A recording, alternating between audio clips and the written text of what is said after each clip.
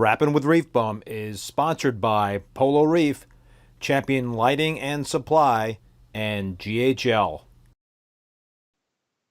Hey, what's happening, everybody, and welcome back to another episode of Rappin with ReefBum. I'm your host, Keith Berkelhamer. So on tonight's live stream, I welcome back my buddy Chris Meckley from ACI Aquaculture. What's happening there, Chris? What's going on, Keith? Thanks for having me back on, buddy. It's enjoyable. I always look forward to doing these. I was just saying before we got on the live stream, Chris, I certainly look forward to these, and I learn a lot from our discussions, but I always appreciate the knowledge that you have, the enthusiasm for the hobby. It's infectious, for sure. I hope so. It should be. I mean, I try to get it out there, to make it, infectious. We need more people like you geeking out completely over reef tanks, and not just doing it for the wrong reasons. And I hope that spills over into people as they listen to what you and I have to say, and that's the whole goal of this, right? Just to keep people excited and make them want to have a reef tank to the best of their abilities. Yeah. For sure, man. Yeah, let's do it anytime you want, buddy.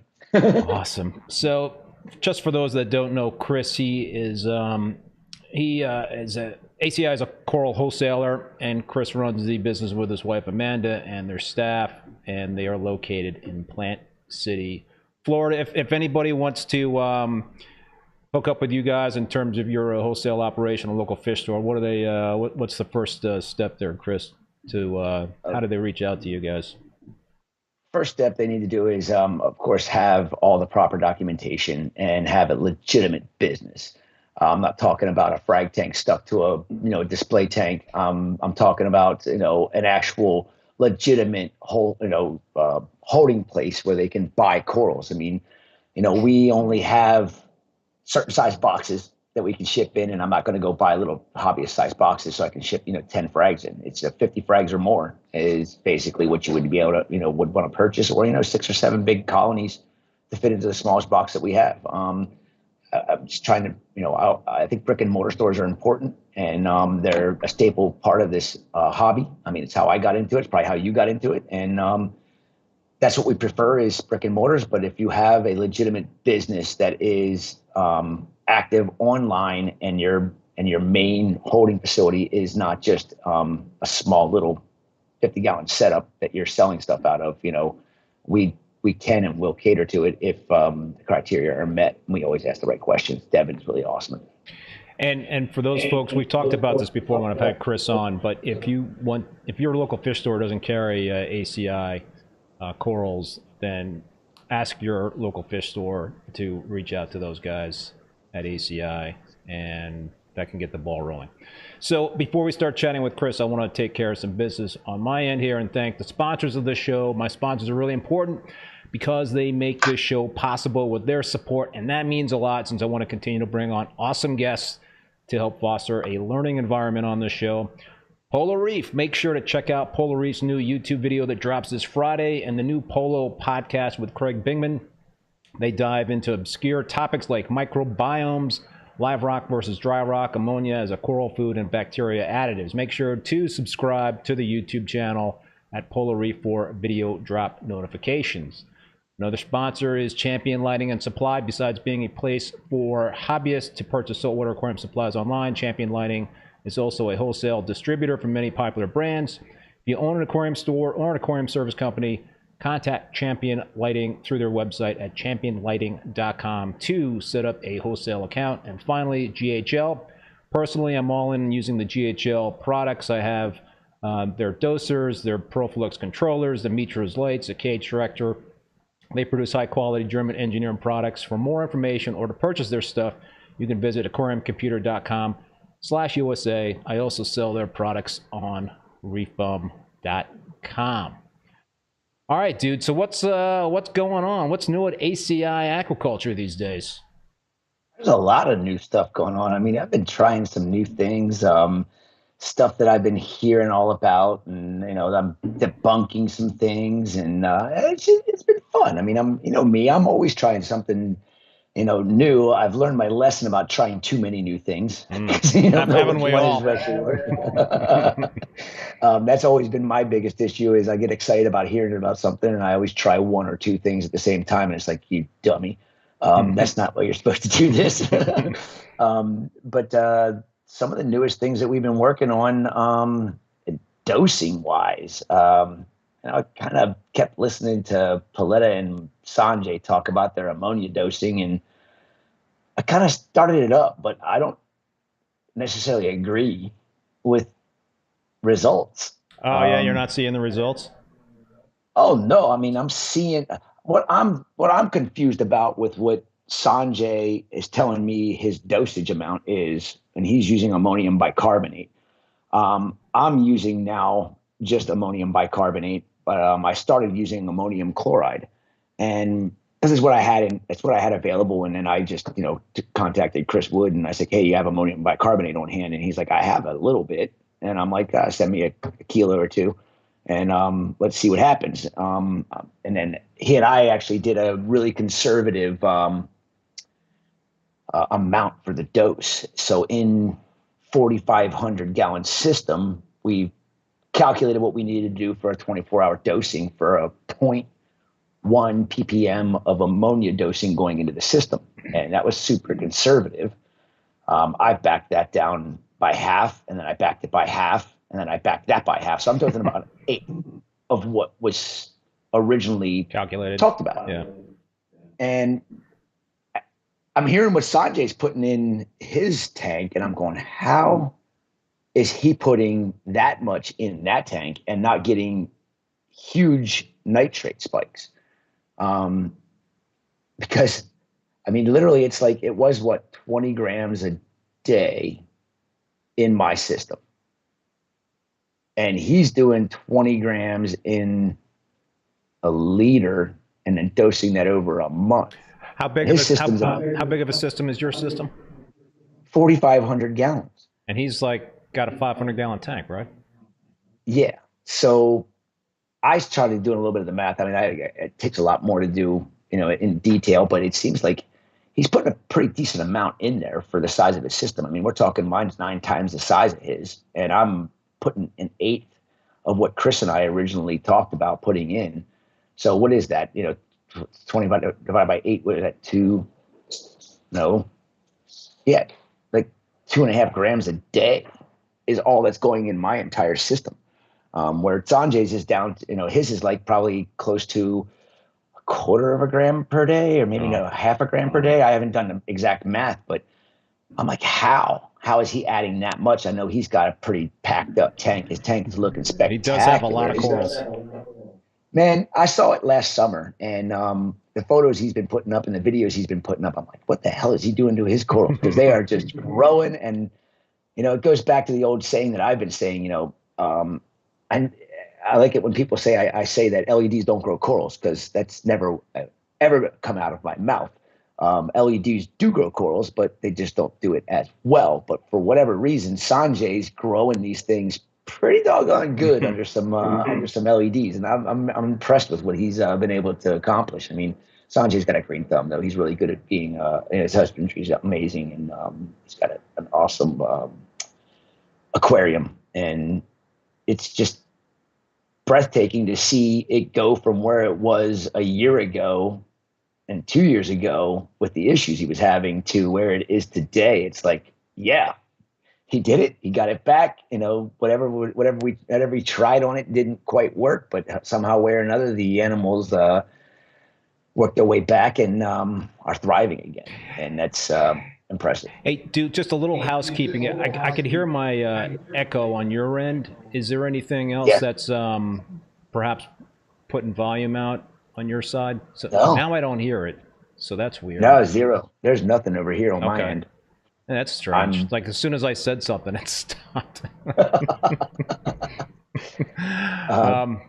So yeah, he it's so freaking crazy, man. I was like commenting when he was on the stream the last time that he actually has like encrusting Montes grown over like an MP40. I was like, how the hell, dude, do you have like encrusting Montes covering a a wet side on an MP40. I was like, don't you ever like clean those things? It's like, no. Yeah, I noticed that actually the one wasn't working. I'm like, did you know your MP40 is not working? And he's like, oh, I'll get to it. And I'm like, when a pump's not working for me, I'm like, oh shit, now I gotta take the thing apart. I gotta waste time. You know, that's like my biggest pet peeve is pump cleaning and maintenance. I can't stand doing that part of it. That's something I wish I didn't have to do, but I'm working on something, and if I can make it work, it's going to be pretty freaking revolutionary for the reefing hobby. I just don't think you're going to be able to use it in a glass aquarium. I think it probably end up eventually blowing it out.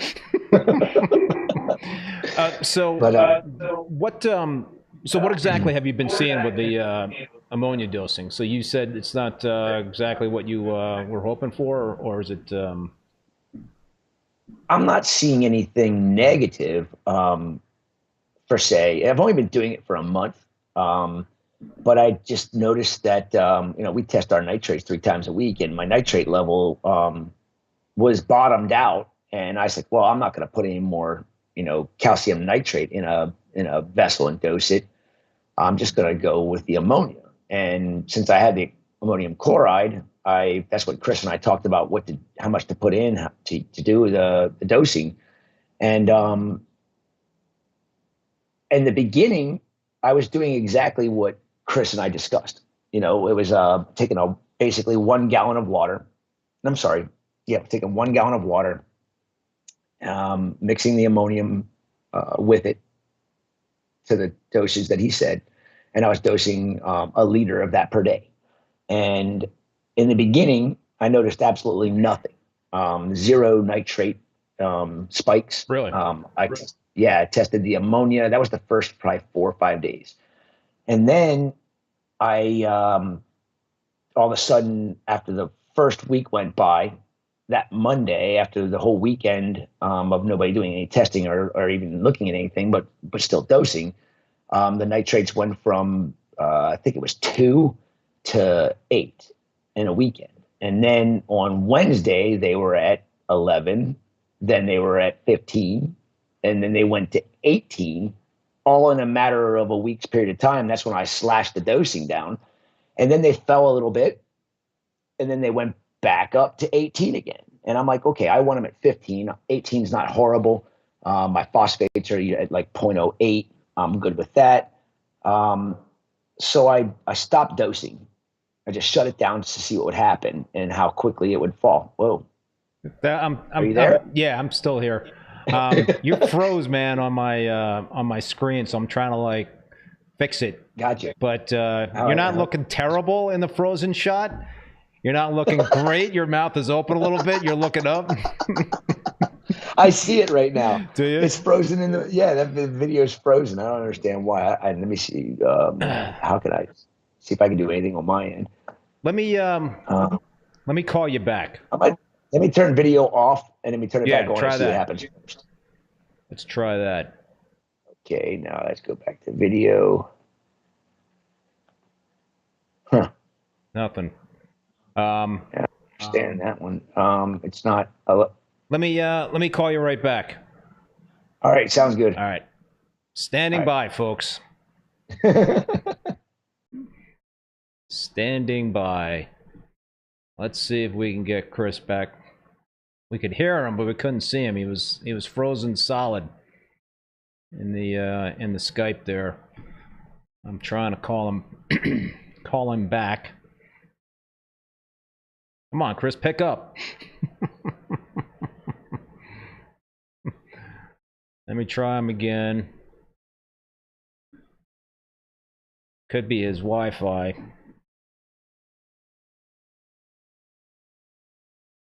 Come on.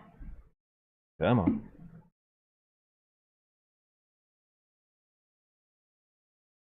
Not getting a response here. All right. Hang in there, folks, while we work through this. Better try him again. Jeez, I guess I shouldn't have like hung up on him. At least had the audio going there.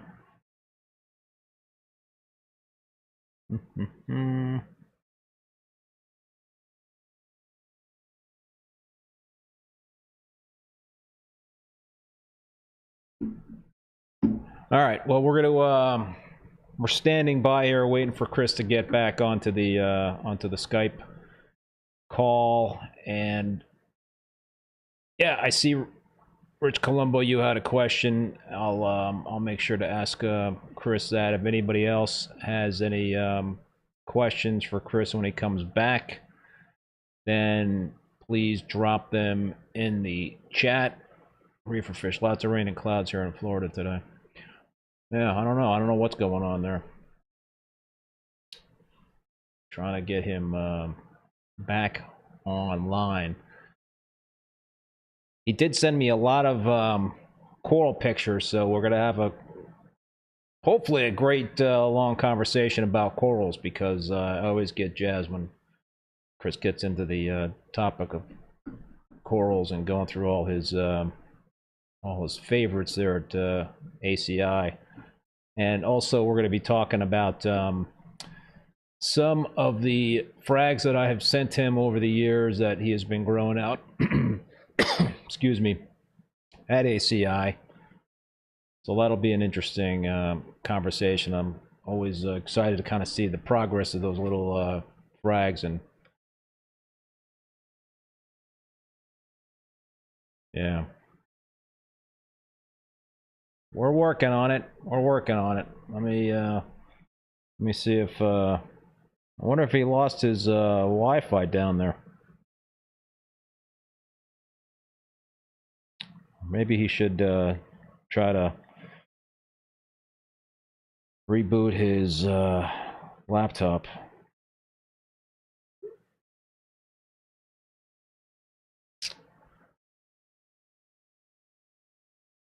All right, hopefully in a few minutes we'll get this solved. This is unusual. Usually we don't have technical problems between Chris and I, but I know my signal is good.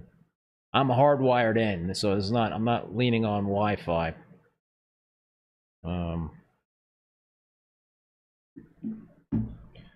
But yeah, so I think one of the other things I wanted to talk to Chris about was the verify email and phone number. Oh, okay. He's verifying his email and phone number, I guess, on Skype. Ryan Washington, hey ReefBum, how's the tanks? My tanks are good. I just reset one of them. I've got some videos that I got in the hopper and on YouTube about my 187 gallon tank. So yeah, just got rid of my Carib Sea Life Rock in that tank and swapped it out for some Haitian Life Rock that I had on my cryptic sump. So pain in the ass. Really cut up my fingers this past weekend doing all the aquascaping. I was kind of stupid not using gloves. Really should have used gloves. So knock on wood, I'm feeling okay.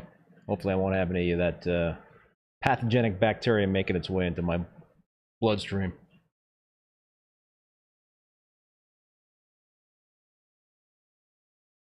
All right, let me try him again. Josh Allen coming down to Rap. I am not going to make it down to Rap this year, unfortunately. The timing is just not going to work out for me. Oh, hey, I hear you. I'm back. I just got to get this now for whatever reason. You are live on the air there, just so you know. Okay, no problem. I've been doing my best in terms of stalling. You're trying to figure out your video? Yeah, I don't know what's going on with the camera now here. Just give me 1 second. I have no idea why this all happened, but what happened? Skype burped on you? No, I guess when we were talking, I guess since I'd never used Skype on this computer before, that it asked me to verify the phone number, and I'm like, okay, so I did, and then I finally was able to get back on. So why won't it let me get the camera on? Are you in the audio video settings on Skype? Yes. And at the top there, selecting camera. Do you see that as the options there for different cameras? Yeah, it says right here, to grant Skype permission to access your camera, go to browser settings. Yeah. Okay. Oh, new computer, go figure. Do you want to call me back on your phone or something? Do you have Skype on your phone? No, I don't. I will be able to get this. Here it is. Here it is. Got it. Um, You can do this, Chris. I know. Here we go. Turn video on. What the heck is going on here? There it is. Aha! Yeah, all right, Hey. dude, you figured it out. I'm actually proud of myself. I actually figured this stuff out because I'm not techie at all, man. I was sorry gonna say, maybe you should get Amanda. Time for a beer. Yeah. No, Amanda's in Tallahassee. Oh no, really? Yeah, she's up there with Isabel. She's going to FSU, so she's up there for orientation. So, Cool. Yeah, cheers to getting things right. Well, folks, apologize for the technical difficulties, but we got Chris back on, and hopefully he ain't gonna freeze again. Well, I hope not. So where were we anyhow? I can't even remember what we were talking about. Yeah, what the hell were we talking about? We were talking about the dosing. Oh, ammonia dosing, and how it's not exactly what you were hoping for at this point in time. Yeah, I mean, it's not that I'm disappointed in it. I would just rather set it and forget it, you know. And I like when I have something on a controlled dose, I want to be able to set it and not have to worry about it, you know, just continuing to boost the numbers that I'm looking for. I just have to get it dialed in, I think, and that's just a matter of time. I'll get it dialed in, but I got to let the nitrates get back down to around 15 or lower.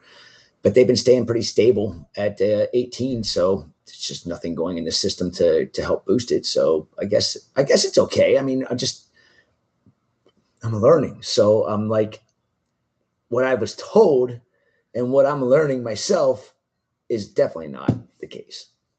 It's completely different. But again, every single system that we're dealing with, whether it's yours, Sanjay's, Joe at Long Island Aquarium, Sandler's tank, my tanks, there's always going to be something that's different from what somebody else is doing. It's not going to work the same.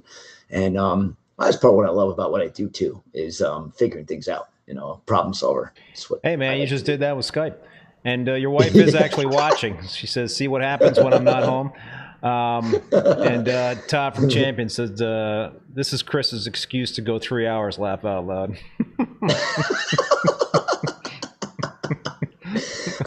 I don't really need an excuse to go 3 hours. Yeah, you don't. Shut up. Say, all right, dude, it's time for me to go. I go for hours and hours and hours. You know me. I do, dude. So hold it. So what were your nitrates when you started to do this ammonia, dosing? And 2. And so they're up to, you said 8 now? 18. 18. Yeah. So are you, I know you use scrubbers, but are you also considering doing carbon dosing, which is what Sanjay and Mike are doing? No, I don't have any. I mean, I don't do any carbon dosing. I don't believe in carbon dosing. I used to do carbon dosing a lot back, many years ago, because that was, of course, what everybody said. And I'd go out and buy, triple distilled, 5-time distilled vodka and put that in. I even tried doing the sugar thing. I don't know. To me, that's just, it's just playing with fire. I don't like adding anything to the system that isn't necessary. If I can achieve it naturally, that's of course always been my goal. Unfortunately, the nitrate part of it, I can feed my fish 10 times a day, and there's just not going to be enough poop coming out of them to create the nitrates that are, the system is so healthy. And I would honestly rather be dosing nitrates and phosphates than having to worry about chasing them down. Yeah. And that's, part of the reason why I will never take my scrubbers offline. All I ever do with the scrubbers is I adjust the time that the lights are on, the photo period. And when I start getting, bottomed out on the phosphate side and the nitrate side, more so the phosphate side, nitrates didn't used to, change a whole lot when I was doing controlled dosing of just, what was I using? Calcium nitrate. They stayed fairly consistent. And then all of a sudden I didn't change any dosing, and all of a sudden I'm reading 2, and then I'm reading like 0.02 in phosphates. So I turned the scrubber's light schedule on. I dropped it from 24 hours to 12 hours. Oh, you had it go on 24 hours.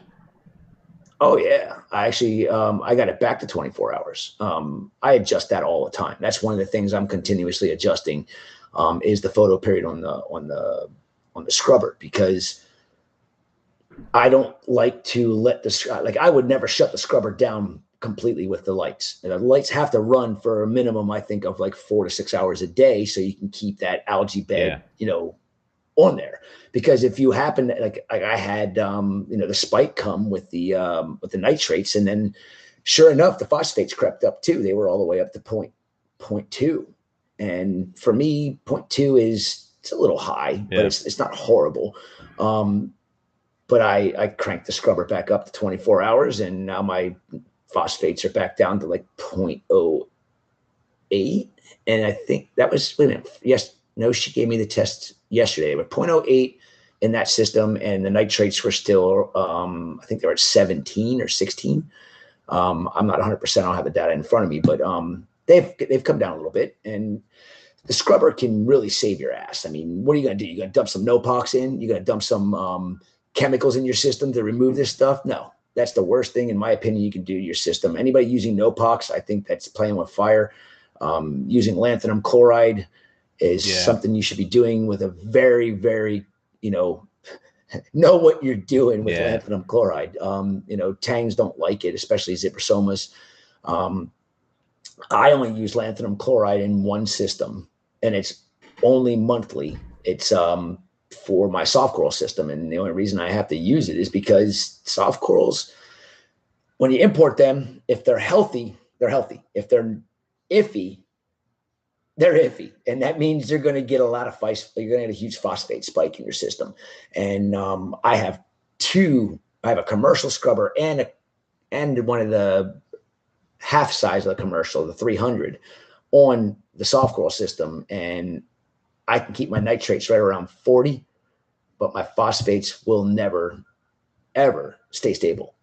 Actually, I can talk about that too. I'm working with, Ken from Hydrospace, and I've been dosing his purple non-sulfur bacteria. Oh, really? And the results that I'm giving him, started in November. I've got data for him now, and I sent it all to him, and he was like, wow, this is pretty freaking cool. He's like, I can see when you dose the lanthanum, and I dose a very small amount in the system to get it to go. I don't like my phosphates above 1 ppm in that system, because once you get above 1 ppm, calcification is happening, but it's not nearly like it should be. And coralline algae basically halts. It doesn't grow, or it dies. I don't want that to happen. I love my coralline algae in the system. And that was one of the things for that system, was never been able to get coralline algae to grow. And since naturally, without using lanthanum.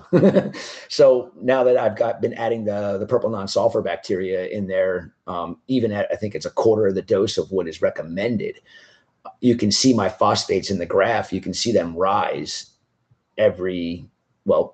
Monday, they'll be lower than they are on Wednesday. They'll be, and then they keep creeping up. And over about a month period of time, when I dose the lanthanum, it goes to like, say, it depends. Sometimes it'll go all the way down to like 0.2 ppm, and other times it'll go to like 0.3 ppm, or in between there. And like I said, since November, since I've been doing the purple non-sulfur, I've only added lanthanum 7, maybe 8 times.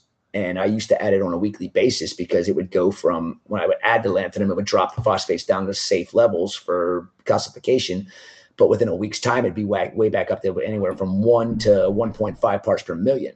And if I didn't dose the lanthanum in 2 weeks' time, it would be unmeasurable on any of the equipment that I have. So it would be well over 2.5 parts per million. And that's not good for me. So it's pretty cool. What was your intent in terms of dosing the PNS?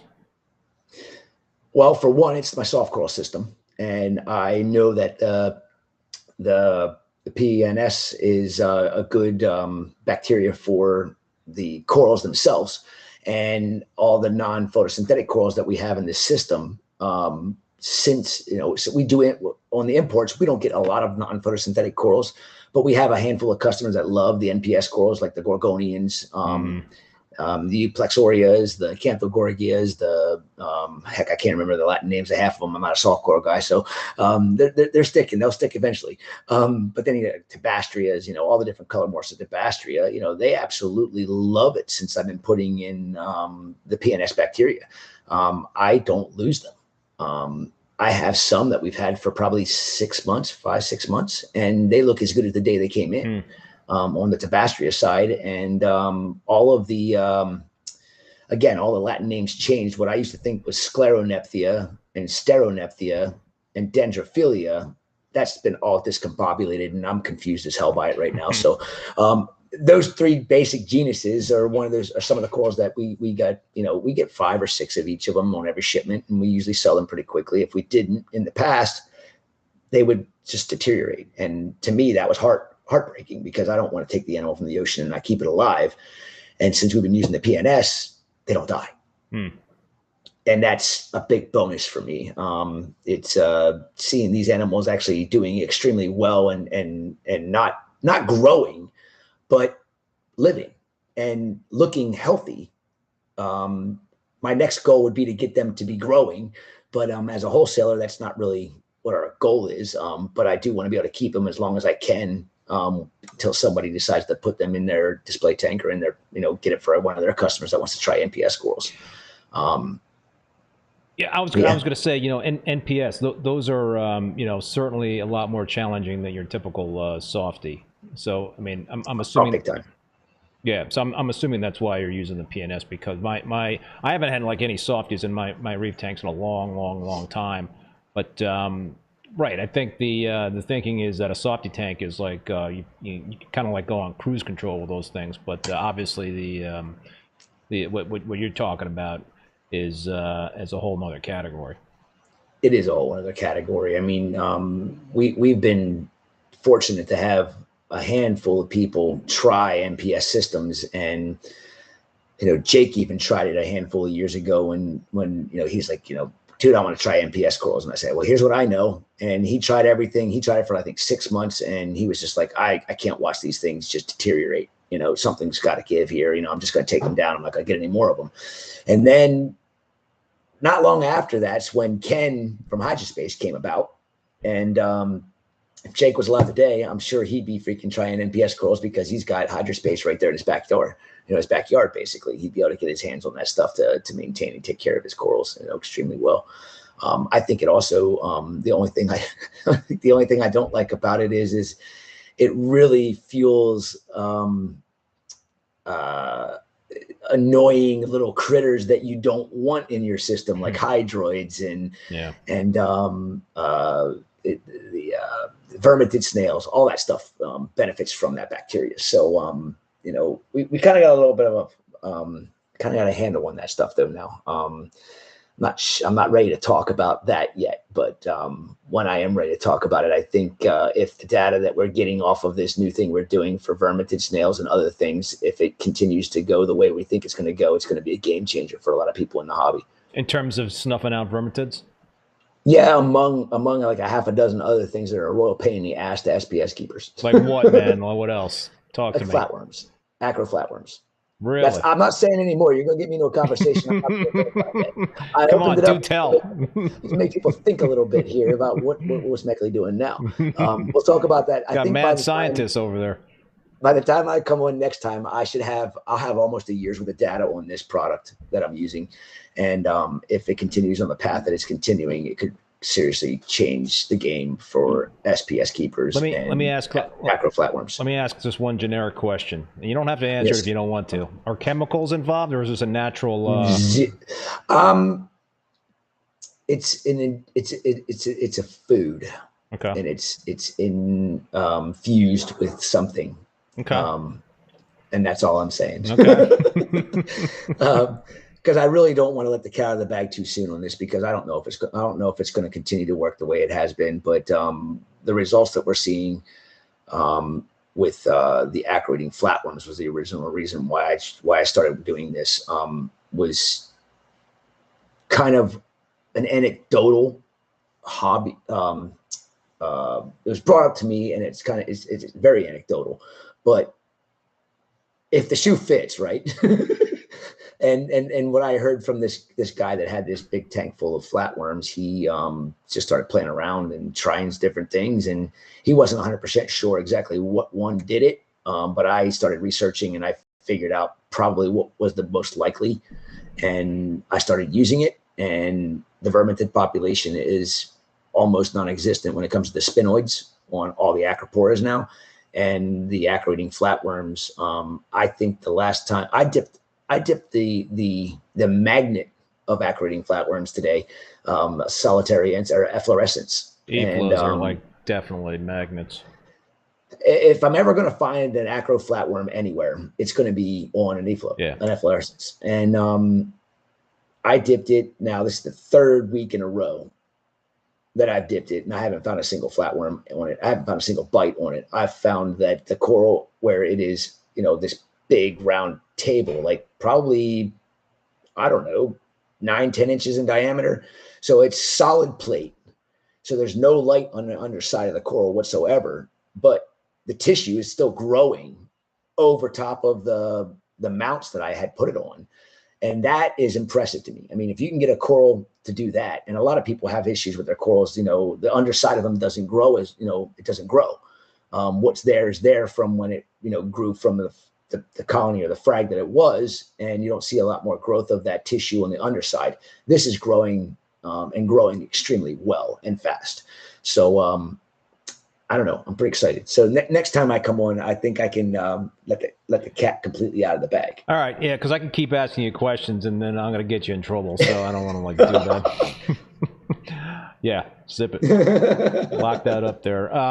Just a couple of comments, questions. Chris Carney, what's happening there, Chris? What's up, Chris?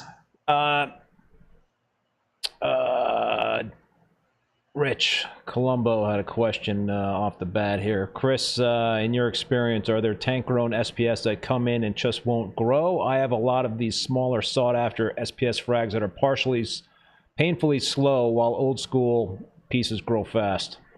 Do you notice any of that? Yes, all the time. I mean, you're going to show some photos of some of the corals that you have sent me, and you sent them to me, in November? And the growth is, in my opinion, not bad considering, but it's not where I think it should be from a fragment to where it is, 7-8 months later. It should be a heck of a lot bigger than that, because even wild acros that I frag and stick onto a tile grow way faster than any tank raised acro, but I attribute it all to the LED lighting. Again, LEDs grow corals. Don't take that the wrong way. LEDs will grow corals, and they will make your corals look beautiful, and your corals will live under them. But they're missing a lot. And I look at corals from, say, the wild, or say from my systems, being under more natural lighting, which is, meadow halide T5, where you get a true full spectrum, even though it might not be, as full as the sun is. They'll thrive under those lights, and they will thrive under an LED, but the LED lighting is not as natural, and corals will adapt down in quality better than they will adapt up in quality. So if he's experiencing frags that he's gotten from somebody, and they're growing those corals under strictly blue LEDs, and he's using more white and more of a, again, LEDs don't put full spectrum out, but more of a white photo period peak, and then back down to blues. The coral has to then adapt back to being able to process that white light, where all blue light, they've gone down as far as they can go. And now going back up is the problem, and it just takes them a little while to adapt back. I mean, it takes about a good 1.5 years when I get a fragment from somebody that grew them strictly under LEDs before they actually start doing anything substantial. I mean, I learned that back in 2018 when the Indo Coral Ban started, and I went over to Living Reef Orlando and bought a whole bunch of their corals that were grown strictly under LEDs. And he was telling me how fast they grow and this and that. And, I ended up losing, I think, all but 2 of those corals over a period of 2 years.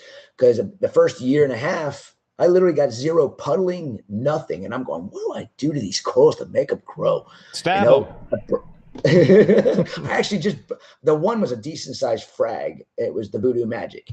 And I broke it into probably 4 pieces and glued them down to individual tiles. And I lost the one that was first glued down, that original butt is what I like to say, the original piece, because I just cut pieces off of the branch that was given that I got. And to this day, I can't figure out why that coral, that original butt that was glued down just died within a couple of months of me cutting it. And the fragments that I put down on tiles, the majority of those died as well, but I still kept one alive. And that coral is now, well, I just sold a colony of Voodoo Magic that was like 12 inches across. And now I got another one that's probably 18 inches across, all from that one single frag. And it was not until probably it was probably like November, December, maybe of 2019. Because I got it in the middle of 18. And it was like December, they started to actually grow. And the other frags that I got from them started to grow, but then they all died. Except for the Voodoo Magic. There's another one. I can't think of the other one that I have that I got from them that's actually still alive, but it's been a problem child forever, and I can never get it to grow well. But I think it has everything to do with your lighting. I think it has everything to do with LEDs, and you can tell me that I'm wrong, but my experience says otherwise. You're going to your grave, man, with those halides. I'm going to my grave with halides. You're exactly right. I mean, I'm so happy to hear Aqua Bright Solutions is back to producing meadow halides. Tulio's still producing meadow halides. There's other companies that I've heard are coming back that are going to have aquarium meadow halides available in the market. And I think it's very important. I mean, all the public aquariums that I know personally all went from LEDs back to meadow halides and LEDs, but they were told to get rid of their LEDs or their meadow halides because they wanted to save money. And then their exhibits turned to shit in a year, because these big Canon LEDs just weren't doing what the halides were doing. And they all were like, I think it was probably 6 months ago, I got a call from one of them, and they said, hey man, can you give me some 1,000-watt bulbs? And I'm like, no. Here, call Joy at Reef Bright. She can probably do something for you. And then next thing you know, Tulio's like, dude, I had to go, and we had to make runs of all 65, 10, and 20K 1,000-watt meadow halides, because the public aquariums were calling us left and right. They want meadow halide bulbs back. And I mean, again, it goes back to the point. Isn't that also like a function of how deep their tanks are, and that LEDs just have a lot of, it's very difficult to get that kind of punch out of an LED versus a halide, where they can penetrate down deeper. Is that a factor that comes into play? I thought I remember Charles Delbeek saying that that's the reason, one of the reasons why they have kind of stuck with halides for their Steinhardt aquarium. Yeah, I mean, Steinhardt, I know Steinhardt got a bunch of meadow halides. I don't know if they got them from Aqua Bright, if they got them from Tulio, but I was so happy to hear that they were keeping the halides going.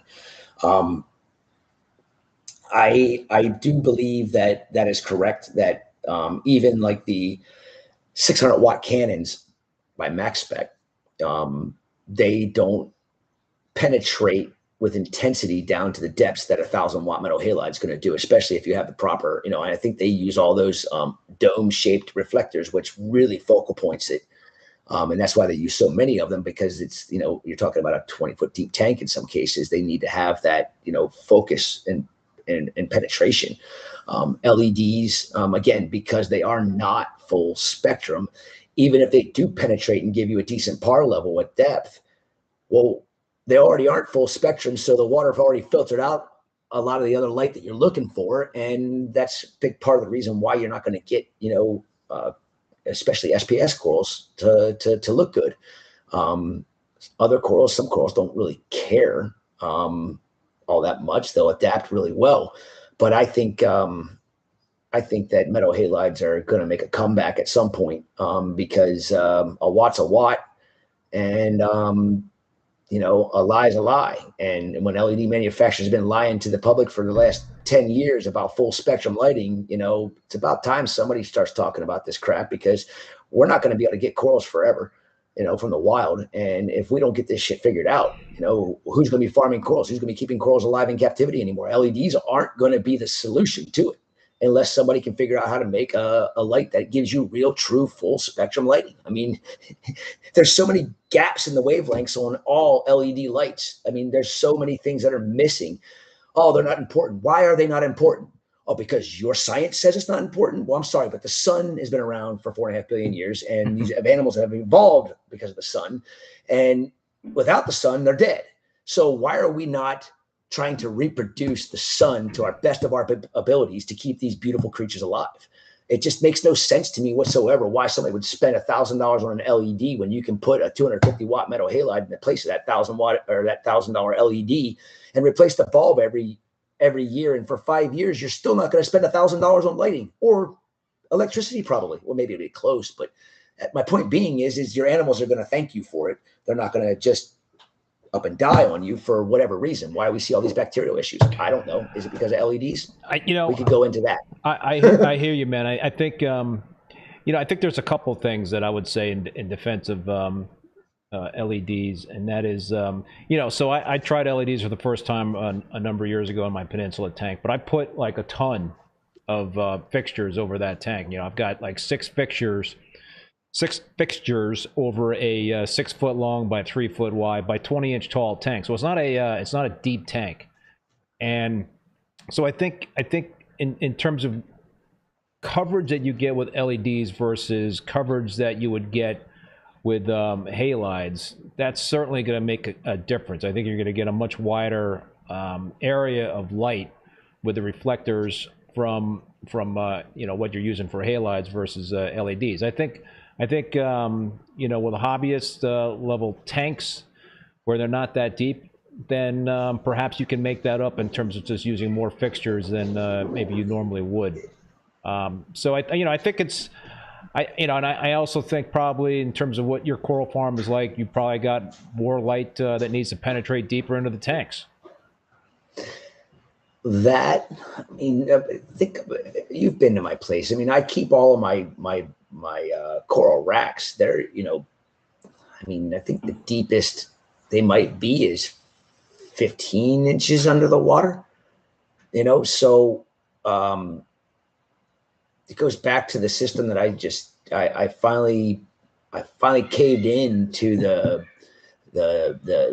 what do you call it? The trend, and put LEDs up over it. And that system was a nightmare. It's still a freaking nightmare. And I don't know why. I mean, there's certain corals that I just cannot keep in that system when I can take them out of there and put them in any of my other systems that never had just strictly LEDs on them. And they bounce right back and they thrive. Granted, this is my youngest system. It's now 4 years old, but after 4 years, you'd think that, the bugs would be worked out of it by now. And I just can't put my finger on what's going on. I'll never stop figuring out. I'll never stop trying. That's just not in my. It's not in your DNA. It's not in my vocabulary. Exactly. I don't quit. I never quit at anything I do. I always just continue until I succeed at it.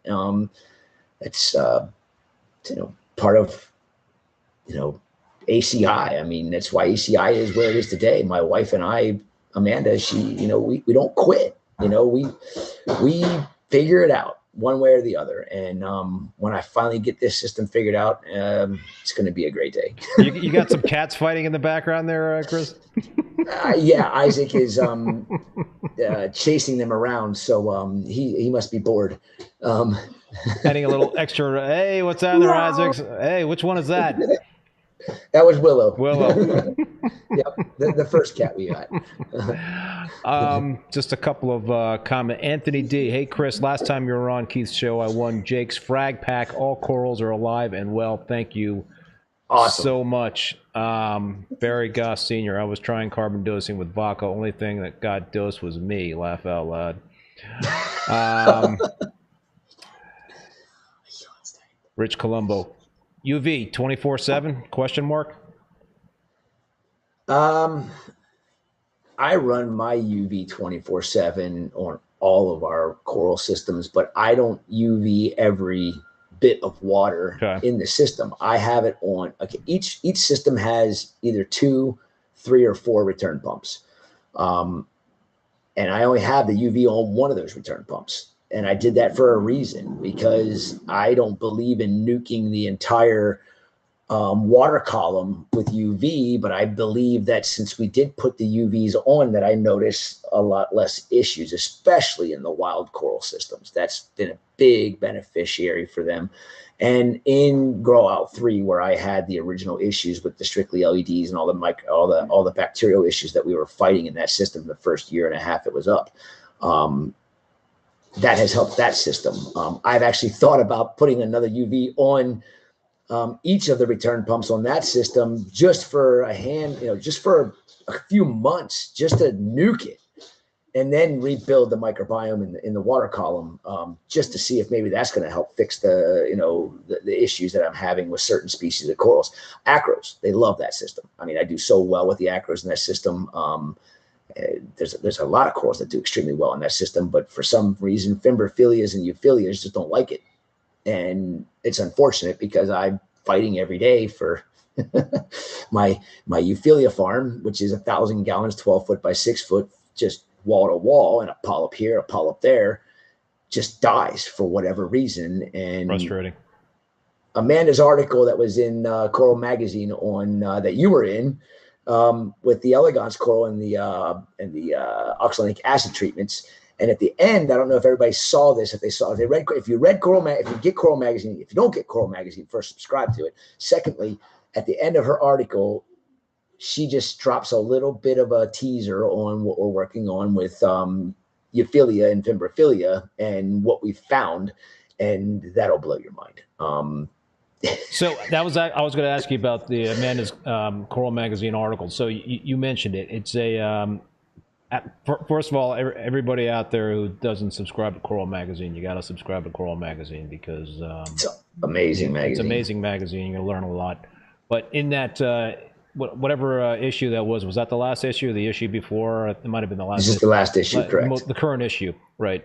Current issue, correct. There are now published protocols for dipping corals as well as in-tank treatment using oxalic acid. So you got to read that article carefully, because it is not suggesting that you willy-nilly just hit your tank with oxalic acid. You don't want to bomb the tank. You got to really just carefully digest that article, and it's not something that you would do unless have taken a number of other steps to try to resolve the issue. So it's great 100%. To have the protocols, but we also have to be very, very careful about utilizing antibiotics in our reef tanks, because that's a big deal, dropping a bomb.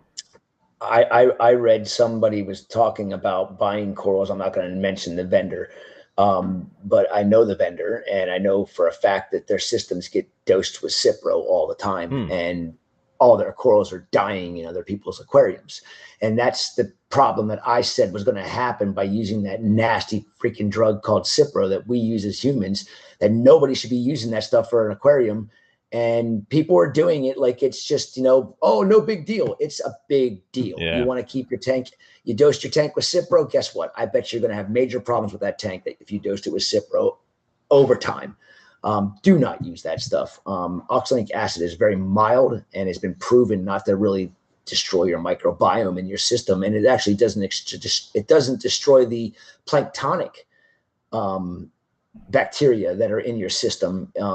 It hits it, but it bounces back so quickly.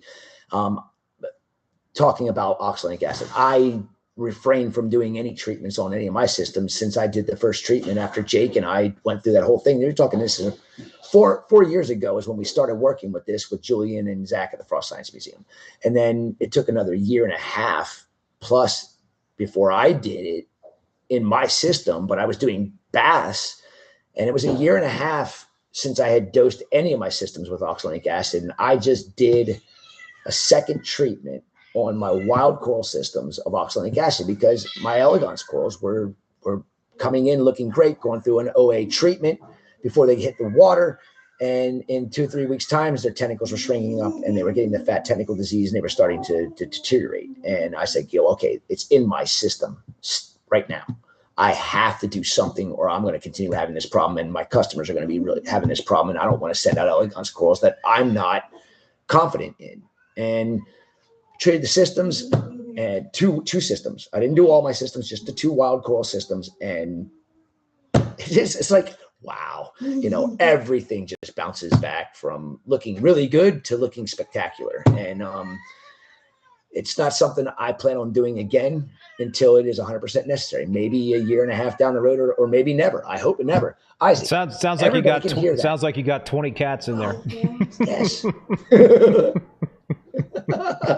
What's happening there, Than from Tidal Gardens? He said it was good seeing you there, Chris, last week. What's up, Than? Yeah, it was good seeing you too, buddy. Always enjoy chatting with him. That's a good soul right there, man. He's a good person. I really like Than a lot. Yeah, he is. Yeah, so it's even the oxalic acid, even though it's a milder antibiotic versus Cipro, it's not something you want to keep going to the well with. No, definitely not. I mean, it's like you personally don't want to take antibiotics when deal, every couple of weeks. I mean, that's just not smart. It's not smart at all. Antibiotics are the devil. Antibiotic soap is I hate that stuff. I see it everywhere, and I'm like, why are they even allowing this stuff to be sold? It's destroying our estuaries. It's destroying ecosystems. It's like,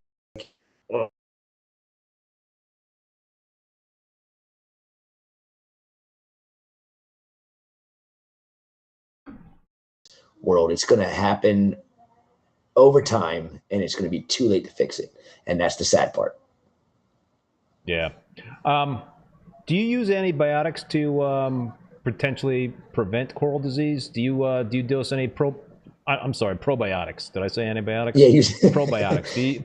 I did say what? Probiotics? Yes, I do. Probiotics. I dose Chris's inoculate and remediate. I don't do inoculate very frequently. It's more the remediate. Is a remediate considered more of a probiotic?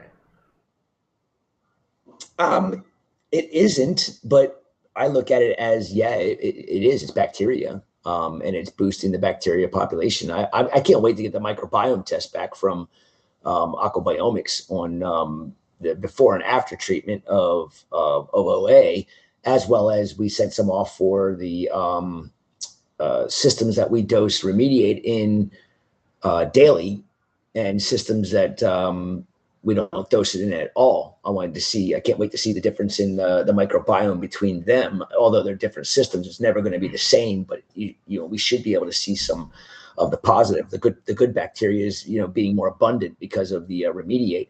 But I do dose Chris has a product called Proliferate. Yep. And that's a probiotic, and he has a product called Stimulate. And I don't dose them to the system directly. I mix that in with the food as we feed. So the fish get fed, and it's got small amounts of Stimulate and Proliferate in the food. So that way it is in the food when it gets into the water column that way. I've noticed a big difference with the Stimulate and the Proliferate when we fragment wild Gonioporas, that when we put the Stimulate and Proliferate in the food that we feed the next day, that we lose maybe 5% of the frags, where we used to lose. Wild Gonnies are touchy, and I'm saying this because I don't like fragging them. I didn't used to like fragging them because it broke my heart to see a colony of such beauty, that nobody wanted to buy for 6 months, for say, and it's thriving in my system. And I say, okay, it's time to fragment it down so we can send it out, and people can hopefully keep it alive and grow it. But we would lose probably 20% to 30% of the fragments of Gonioporas, even with all the protocols we do after fragging. We were still losing it, but after we started doing the Stimulate and the Proliferate, we're down to like 5% or less. So you mentioned remediate and feeding fish and all that stuff. John Wright had a question. Some reefers have amazing tanks without feeding their corals. Is that because of having a lot of fish in their tanks? So I think the insinuation is that fish poop is good for corals. I mean, Can you get away? Do you guys you feed all your tanks? I know a lot of stuff. We do. But we also feed our fish 3 times a day. And I don't know of any other coral farm wholesaler that feeds their fish like we do. I mean, they get an entire sheet of nori in the morning for all the tangs, and then nobody, let me do it. They get an entire sheet of nori. And by the way, the blinds behind Chris that are open was actually opened by his cat. I thought that was amazing. I saw that before the stream started. The cat opened up the blinds. I was like, what? Yeah, that's Boo Boo for you. He has to see outside. He loves outside, but we let him out back once in a while because I just don't.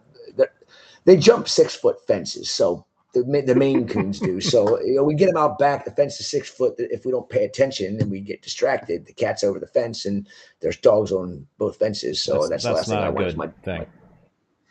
I think Luna would kick a little ass though, because she's a big cat and she's still got her claws, and I would not mess with that cat if she was pissed off. But we're talking about feeding fish poop. Yeah. Yes. So we then feed the fish again. They get the nori, and then they get a concoction of pellets, PE pellets, and PE flakes, as well as otoheme pellets and PE mysis, PE calinus, San Francisco Bay brine shrimp. You're putting a lot of stuff in. Yeah, I mean, the amount of food that we put in, it's like a 2.5 gallon bucket mixed up 3 times a day to go into all of our systems. And it's not a loosely mixed, it's a pretty thick mixture. And we started doing that when we started having, with the scrubbers started doing such a good job. We started feeding the fish heavier. Then we noticed that, oh, wow, everything just looks happier since we're feeding the fish so much more. The fish are fat. I mean, when you have a 7-inch Achilles tang and he's this thick, you know, that's good. And I know that we can go days without feeding them, and they're going to be perfectly fine.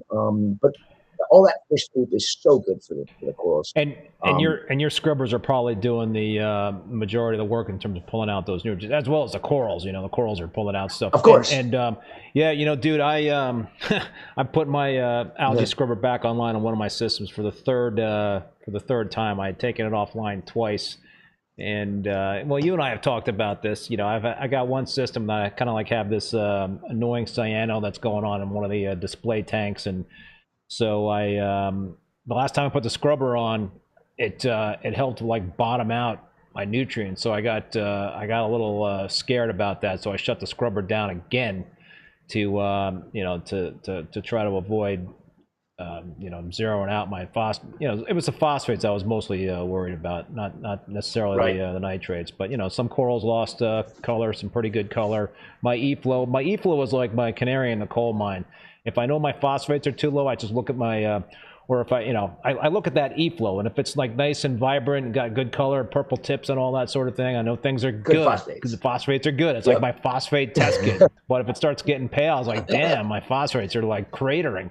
So the algae scrubber helped do that. So I just took it offline, but now I'm putting it back online in that one system because I'm fighting the cyano, and Chris Wood from Captivate said, man, why don't you just use the scrubber to grow that cyano and make that the place where that crap can proliferate and not the display tank. So that's my plan of attack. I put it back online a couple of days ago. My other system, I'm not using any algae export system. I'm using the remediate on both systems.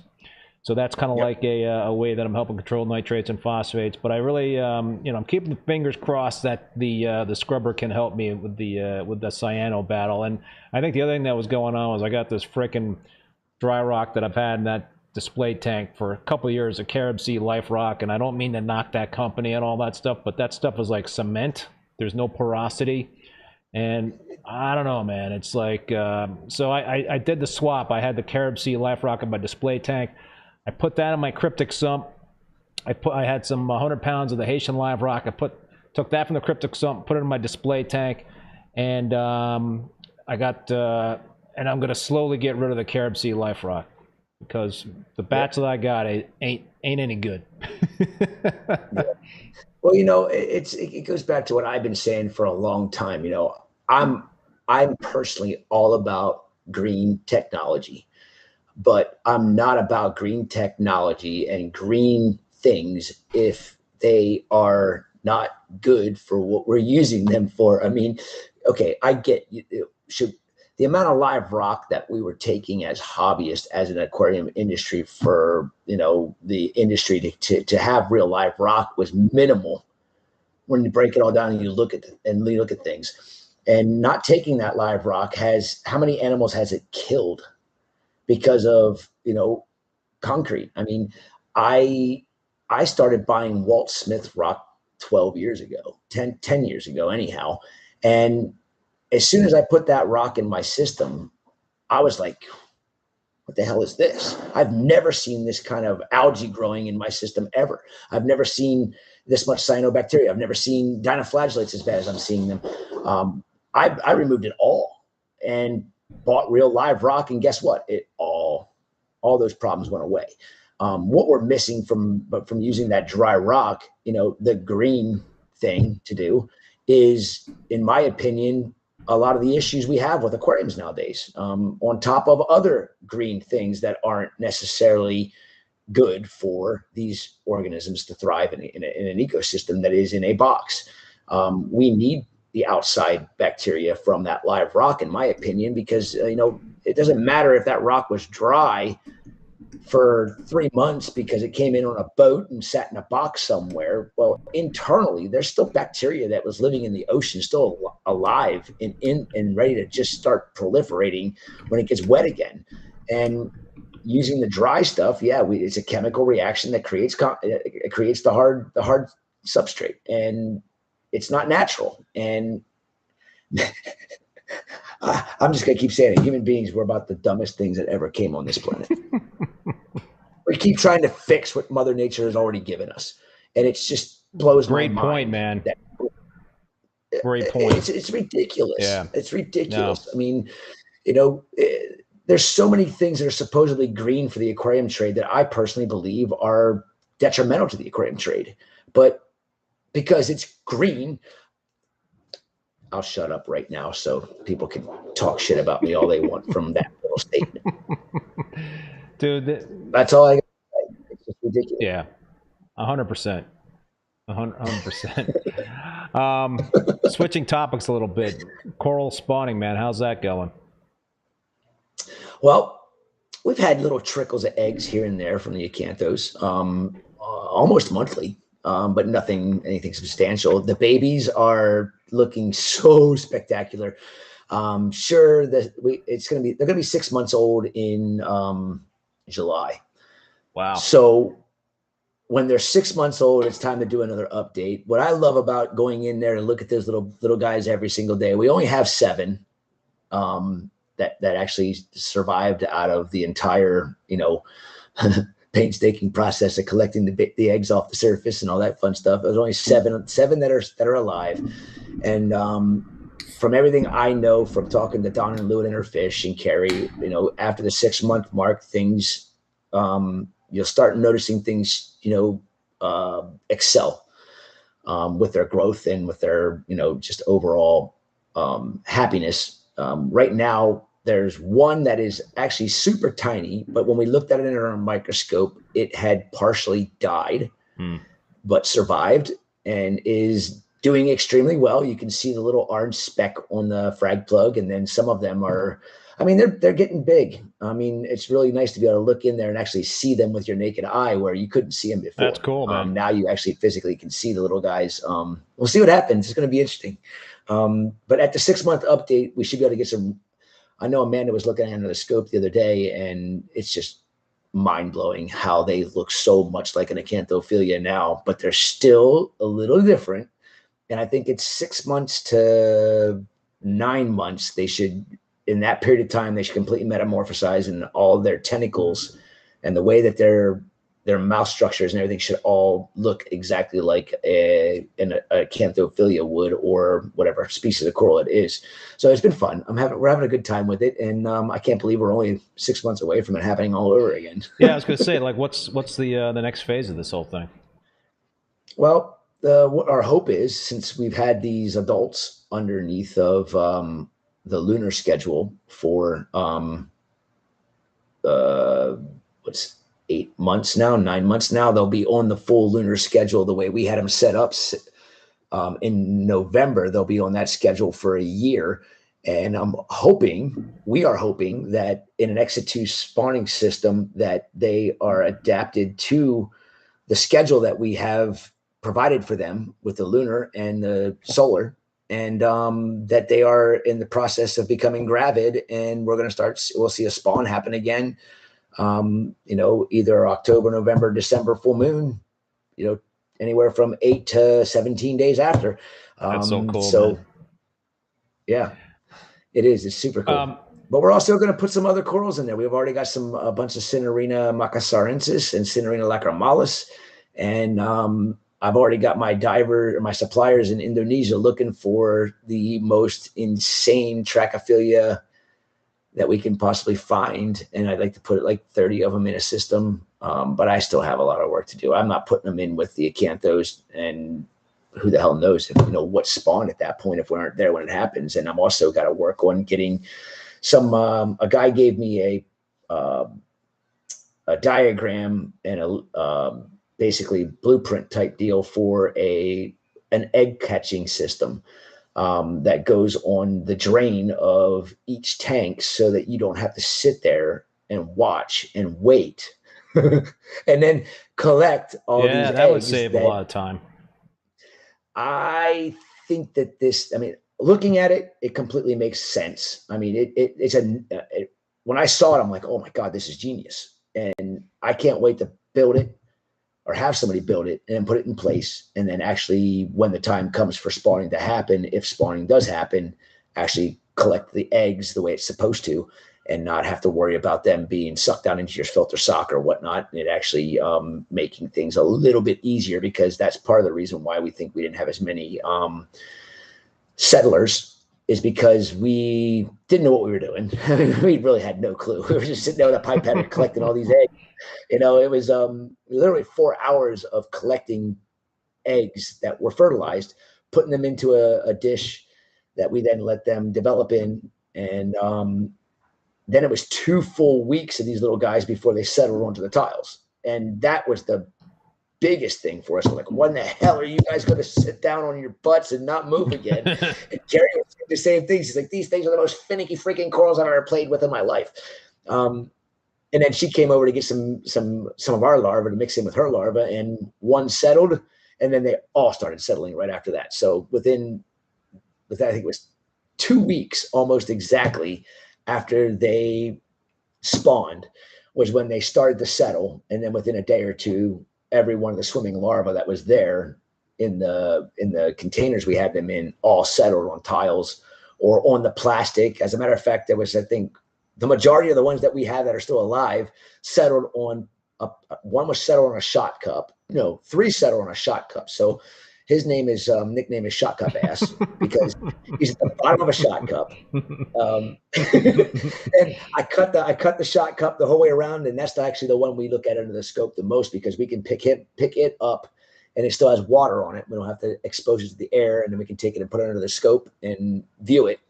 And it's the easiest one for us to take a look at. So that's the one we look at almost on a weekly basis. The other ones we kind of just leave alone and see how they're, just make sure they're doing what, still looking good, and the algae's away from them. And we spot feed them 3 times a week. And we got about, it has to be 20 and 50 par over top of them. And my next step is to bump that lighting up a little bit more, because she's like, I bumped mine up a little bit more. And she's like, they seem to be getting bigger. I'm like, okay, so now I got to figure out the lighting that I want to put over top of the baby tank next, so that we can maybe stimulate these little guys to grow a little bit faster. That'd be cool. So Todd from Champion messaged me earlier and said that he said, ask Chris about the shipment that he had from the Solomons that stress spawned in transit. I'm not even going to talk about that. No. Todd, you got to witness one of the worst things I ever experienced in my life, and I really don't want to talk about it. All right, we're gonna two in a row that were absolutely ridiculous, and no way. we're gonna skip that. We're gonna strike that topic from the. I'm gonna drink. Strike that topic from the record there. Economical Reefer, thank you so much for the super chat. What is causing bubbles on my SPS? I've never heard of bubbles on SPS. I know what's causing it. You're not gonna like the answer to it. Nobody wants to believe me, but I never see the bubbles on my SPS corals ever. I've never once seen what people send me photos of on a regular basis. I would bet you at least once, maybe twice a month, I get photos from a random hobbyist saying, why does my SPS coral look like this? And it literally, I know what species of coral is because it's not all bubbled out like this. A lot of times it's on tenuous and so are we talking about like the skin bubbling, or are we talking about actual bubbles on the skin bubbling? No, we're talking about the skin bubbling, kind of like you got a bounce acro on your hands there. It's just I've never heard of that. Made me laugh, but I've seen it. I couldn't tell you how many times in the last year where somebody has SPS corals in their system and they're doing well, and then all of a sudden they start seeing the branches, and not all the branches, but certain branches will start getting this. The tissue kind of blows up on the skeleton way out of the ordinary. And it looks like there's literally bubbles by the polyps, and the polyps don't even look like polyps anymore. And I had the one guy, this was probably 7-8 months ago, showed me this. And I said, I know what it is, but you're not going to believe me. But I have to ask you a few questions first. Do you have any T5s or metal halides running anywhere else on any of your coral systems? He's like, I have T5s on one of the tanks. And I'm like, okay, take that acro and put it in the tank with the T5s, and let me know in a month what it looks like. It all went away. Same water, everything was exactly the same. Water parameters were the same. The only thing that was different was the light. He used T5 lighting over top of it, and all those bubbles went away. Put it back into his tank. 3 months later, all the bubbles came back. Put it back into the T5s. All went away. Wow. So you already know the answer to my question on that one. It's the LEDs. And I think it has to do with, I don't know what particular brand he was using. I don't like to get into that kind of stuff. I just, kind of do a observation of what they're telling me, and then ask a few questions and then have them try some things. And if they work, and first thing I always do when something weird is happening under LEDs is if they have T5s anywhere or metal halides anywhere that they can run, give it a shot, see what happens. Yeah. And if this person who asked that question, Economical Reefer, if you have T5s anywhere, or if you're running straight LEDs and not running any T5s, that could be what it is. Try it. Get yourself a T5 fixture or a metal halide and put that coral underneath there, and if it works, it only happened with one person, so you can call it anecdotal, you can call whatever you want to, but again, if the shoe fits, if you take it out of it, if it's in the same exact water, okay, not the same tank, but the same water flow is going to be different, of course, and putting it under T5s was the only real huge difference that I can think of. I mean, he had pretty good flow in that tank as well, and the bubbles went away, and then they came back under in the tank with the LEDs. So I'd love to get more data on that, but I'm not going to go buy a bunch of LEDs to see if my acros bounce out. I'm sure it stunts their growth at the same time because it's probably a stress factor for whatever. Rich Colombo thinks the acro blisters come from stress in general. He said he had them appear running salinity at 1.022 by accident. I think who knows, right? I mean, there could be a whole bunch of variables in play, and it could be different for different tanks. 100%. I mean, again, it might not have been just the LEDs. It could have been other factors involved with that, but we're not going to know that unless some scientific community goes out there and starts, putting millions of dollars worth of grant money into studying why acropores bubble out when they're under, certain conditions. But we're not going to see that happen in this hobby. There's nobody that's got the money to do it. And it's all going to be what we find out from trial and error. And, if the scientists want to call it anecdotal, well, prove me wrong.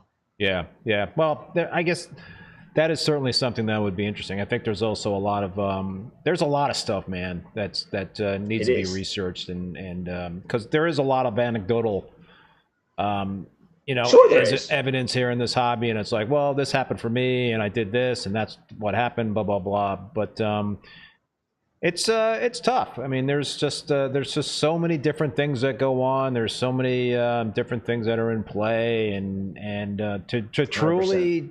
figure stuff out, you need to be in a controlled experimental design where you've got a control group, an experiment group, and eliminate all the different variables. And that's freaking tough.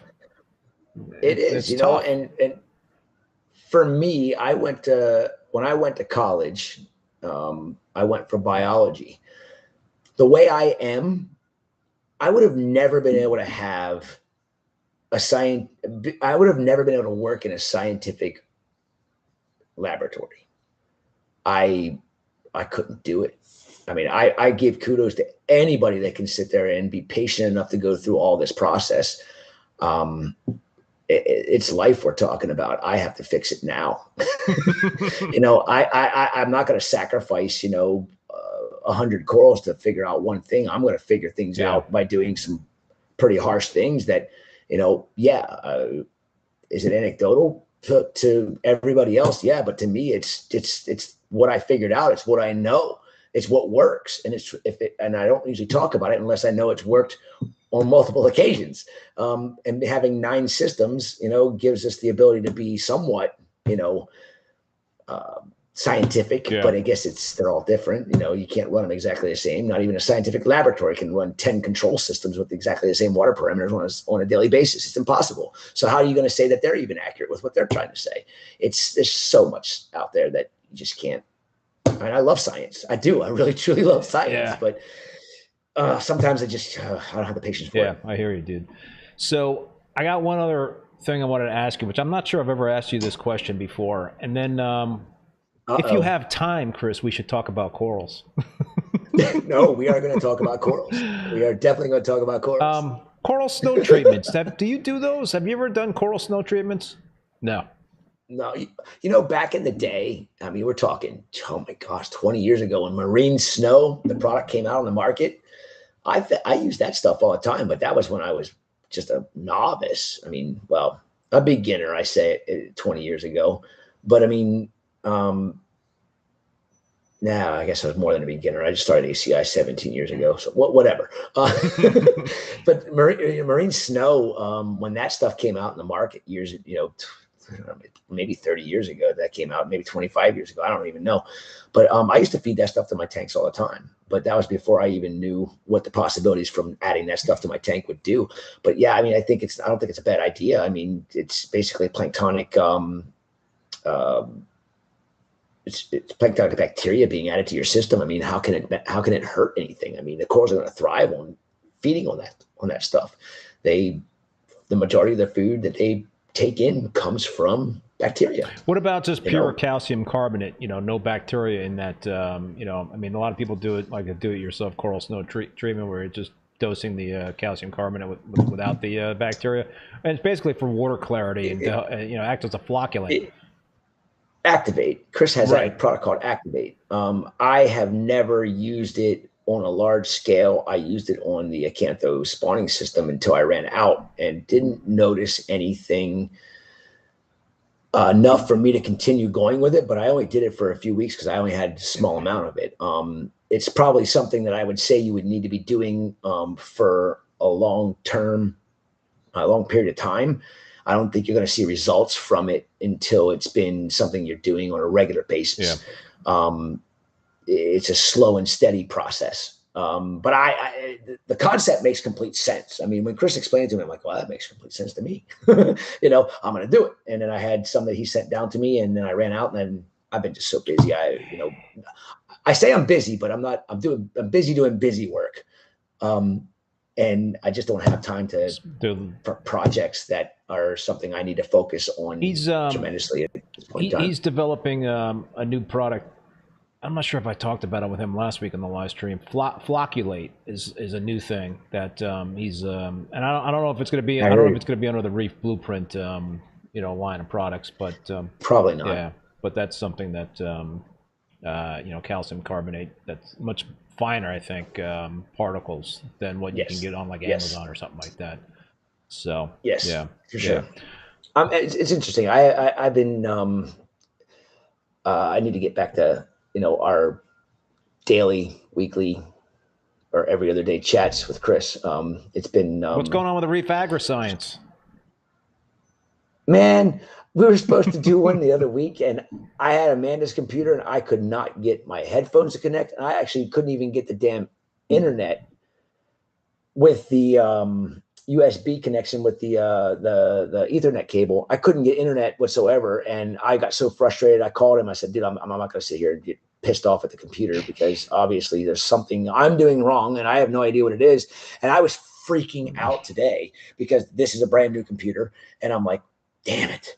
I'm like, I didn't prepare myself. I didn't even, get this set up. So at like 4:30 before I'm leaving work, I come in, I download Skype and logged in. I'm like, well, shit, that was easy. And then we had the snafu. Well, I flipped the clothes, came home, had to go out to pick up a USB because everything on the new computers now is mini USB. So I had to go get a mini USB-C to USB converter so that I could hook up direct line to the internet. It's like you buy a new computer, you're like, they should have that crap coming with it, right? I know. I should be sitting here talking on my mic, like a professional like you, but I can't because I can't hook it up because I got a USB and not a USB-C. Well, you're coming in loud and clear. You sound pretty damn good to me, so. Well, good. It's a new computer. There's nothing clogged up in the mic yet. It's literally brand new out of the box for like maybe a week. Nice. Well, you deserve it. All right, dude. Let's get into some corals. Let's talk. Yes, let's talk about some of these beauties. Corals. Do you want to start with the stuff that I sent you, or you want to start with the stuff that you had on the farm that you wanted to talk about? Either way, buddy. I don't care. I'm excited about talking about the corals because I'm actually going to pull up. I want to pull up the Dropbox that I sent to you. All right, so let's start with your stuff. Let's start with the ACI Alien Echo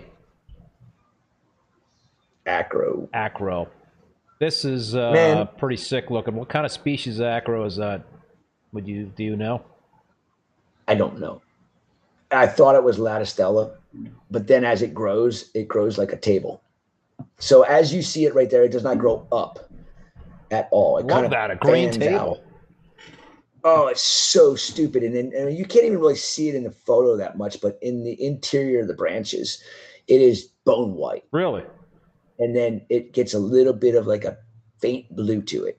I launched this thing a couple months ago, and I think I've sold 5 frags of it. Really? And I am like, why do people get so turned off by green corals? Is beyond me, man. You need that. That's part of the color palette. It's 100%. you need some red corals. You need some purple corals. You need some blue corals. You need some freaking green corals, right?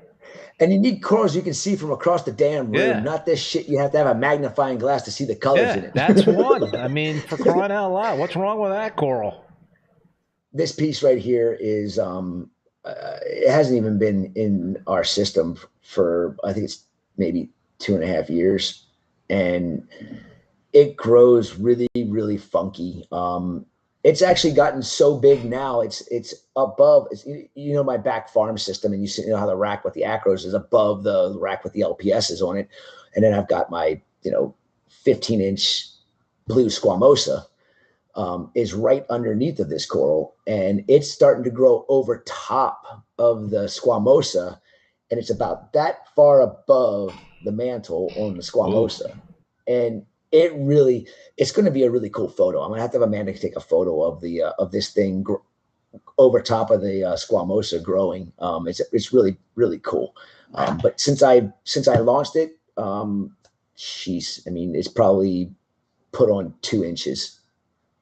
When talking about around, it's probably 2 inches bigger in diameter than what it was when I launched it. Easy coral to keep.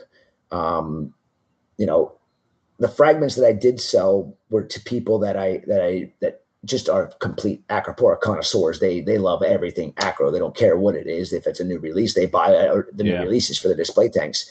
And the guy goes, well, how do I mount this? And I'm like, straight up. Ain't gonna hurt it. Well, he's like, it's smooth on the bottom. I'm like, well, if you mount it straight up, it'll encrust and it'll just grow like a table. And maybe that branch will grow up a little bit, and then you'll get like a 2-tiered table off of it. And as a matter of fact, it's only been 2 months, but he said that the main branch sticking up has already puddled, and he's already got more branches coming out the smooth side that was not getting any light the underneath of it. And he thinks it's going to do exactly what I said it was going to do. It's going to puddle out, and it's going to grow in a table on the puddle, and then the branch sticking up is going to start tabling out. So you're going to have like a 2-tiered tabletop. It's going to be pretty freaking cool looking. I can't wait to see that one. And when it's even a year old, probably it should be a pretty decent miniature colony. Rich Colombo is asking, do you think it's an Aculus? Aculus? How do you pronounce it? ACUL? Aculus. Yeah.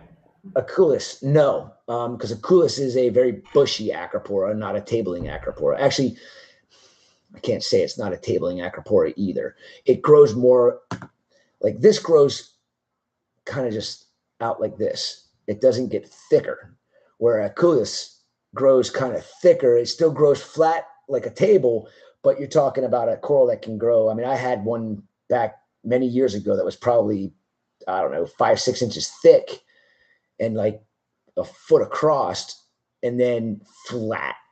So Aculus is a really cool Acropora. I have not seen Aculus since Aculus was common coming out of Fiji.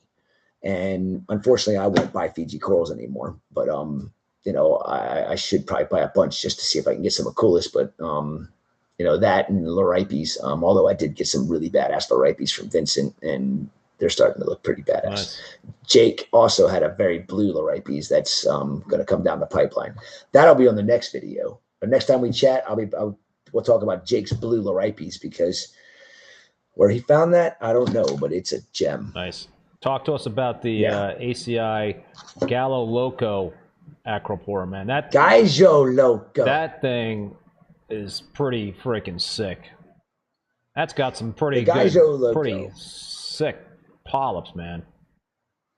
Dude, I think there's 6 acros that are all different genotypes, same species, that have polyp extension like this.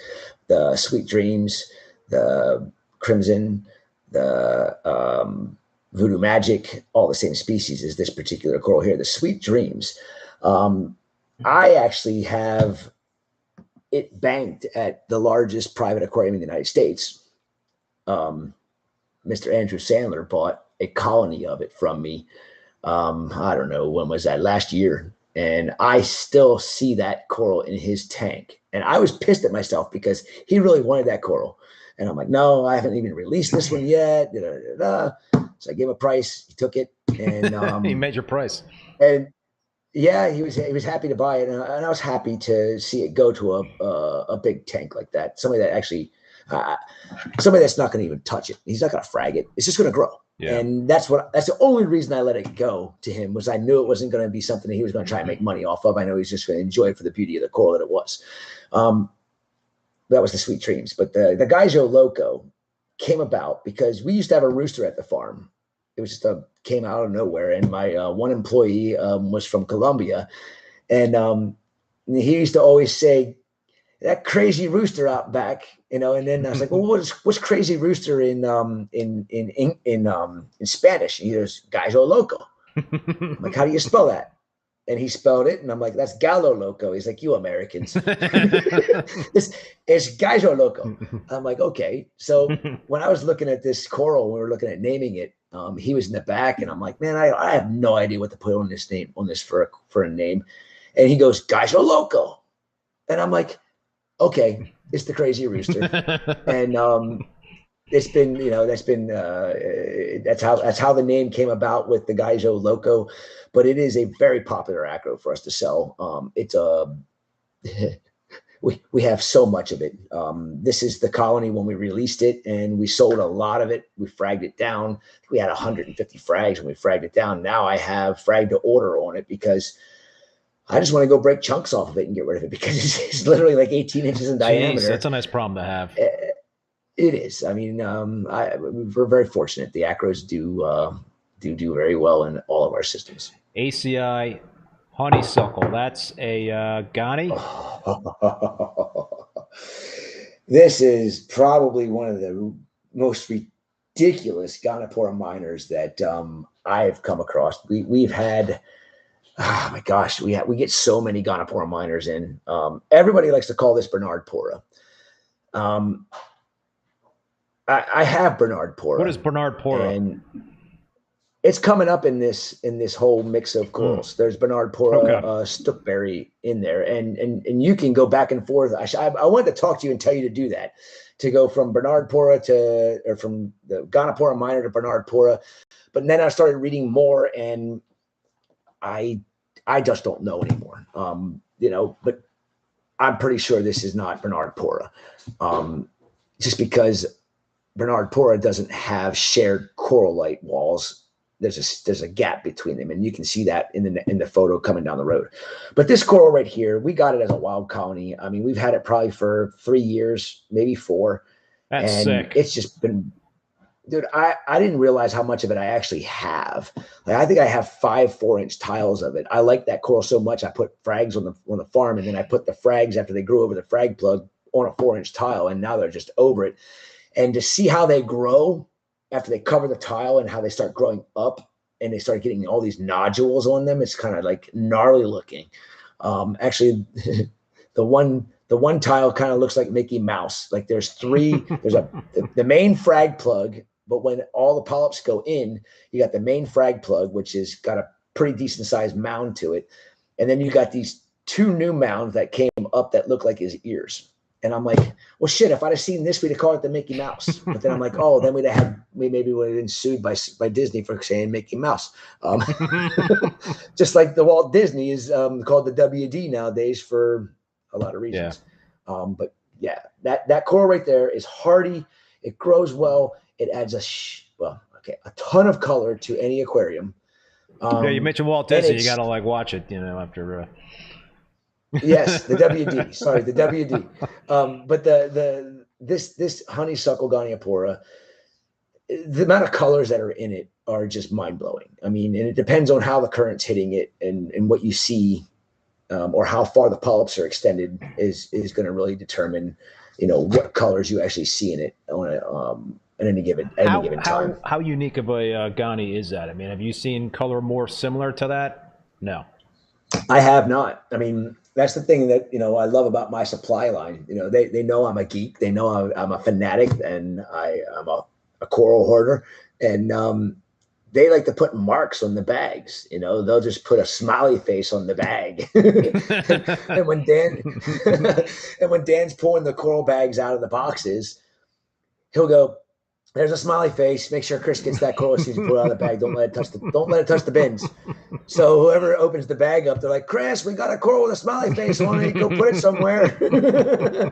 It looks like a sun coral, and being a Ghani and now captive raised, it's got to be a hell of a lot, easier to keep versus a sun coral. Take a look here at the grading. That's not my 1.5-inch grading. That's my 3/4-inch egg crate. So those polyps are tiny. Oh wow! They're not big at all.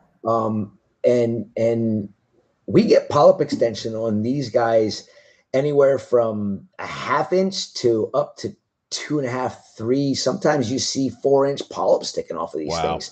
It's really wild, and it's not just like 1 or 2 of the polyps extending out like sweepers. It's the whole colony. Like one day you'll go look at it and you'll be like, whoa. And are those like pink, tentacles? I mean, is that what I'm looking at, or is that red, or is that it's everything? It's every color.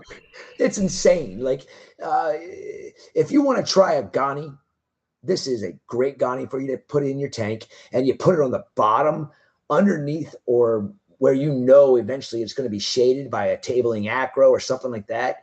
The colors are just mind blowing. It is mauve, it is red, it is orange, it is yellow, it is green, it's got purple in it, it's got blue in it.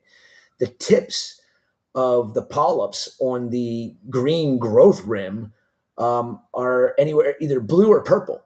And the centers of the polyps are bright yellow on damn near every single one of them. Some of them have the green on green. It's you look at it and you go, what?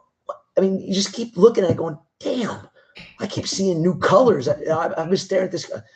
I look at it all the time. It's just one of my favorite corals. And we just launched that one probably a month and a half, 2 months ago. I probably should have launched that thing a year ago. Yeah. I have that much of it. But it's a great coral for anybody's collection. I know you're not a fan of LEDs, man, but that must be pretty bitching under LEDs. That photo was taken under Reef Bright Blue XHOs. So it was grown under T5s with Reef Bright XHOs and as accents. And it looks just like this. We took these fragments from, actually, no, I'm sorry. These photos were taken under metal halides. There you go.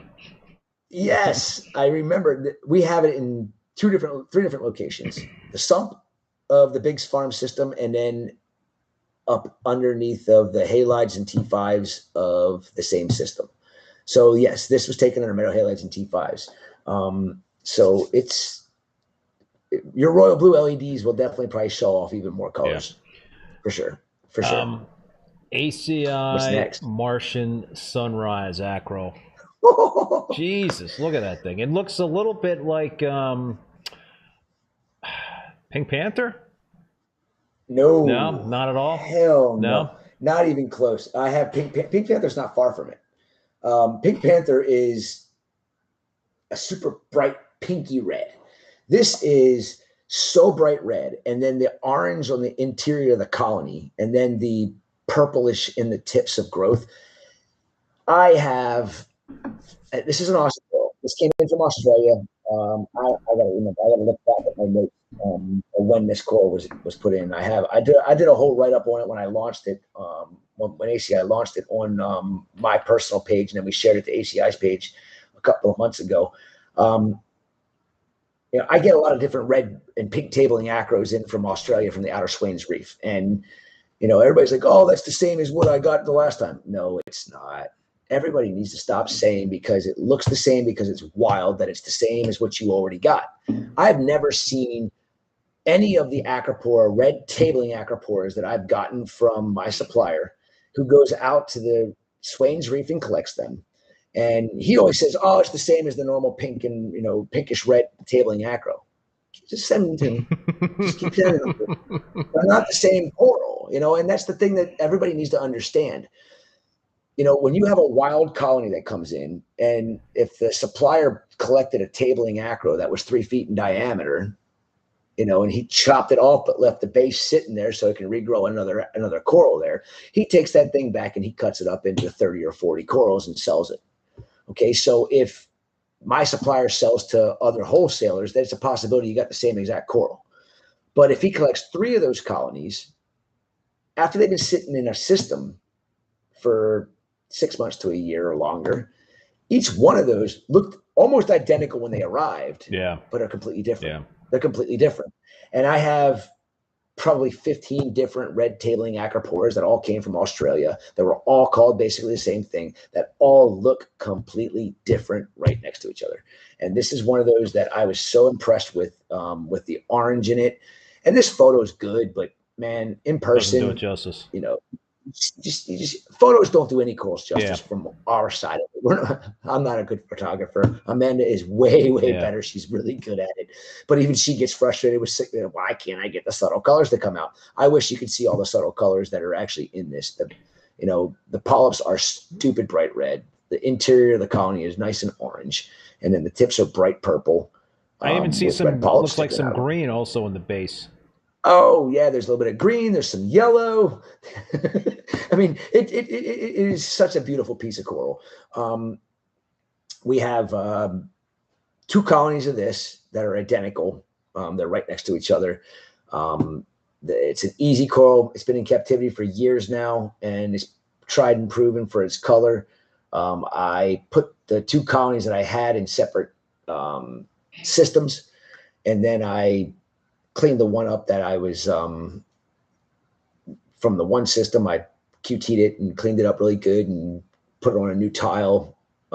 Actually just basically glued it to another tile because the tile was fully encrusted. So I just scraped everything off the bottom and glued it down after it was quarantined and put them right next to each other just to make sure I was 100% correct that they were the same coral, and they are.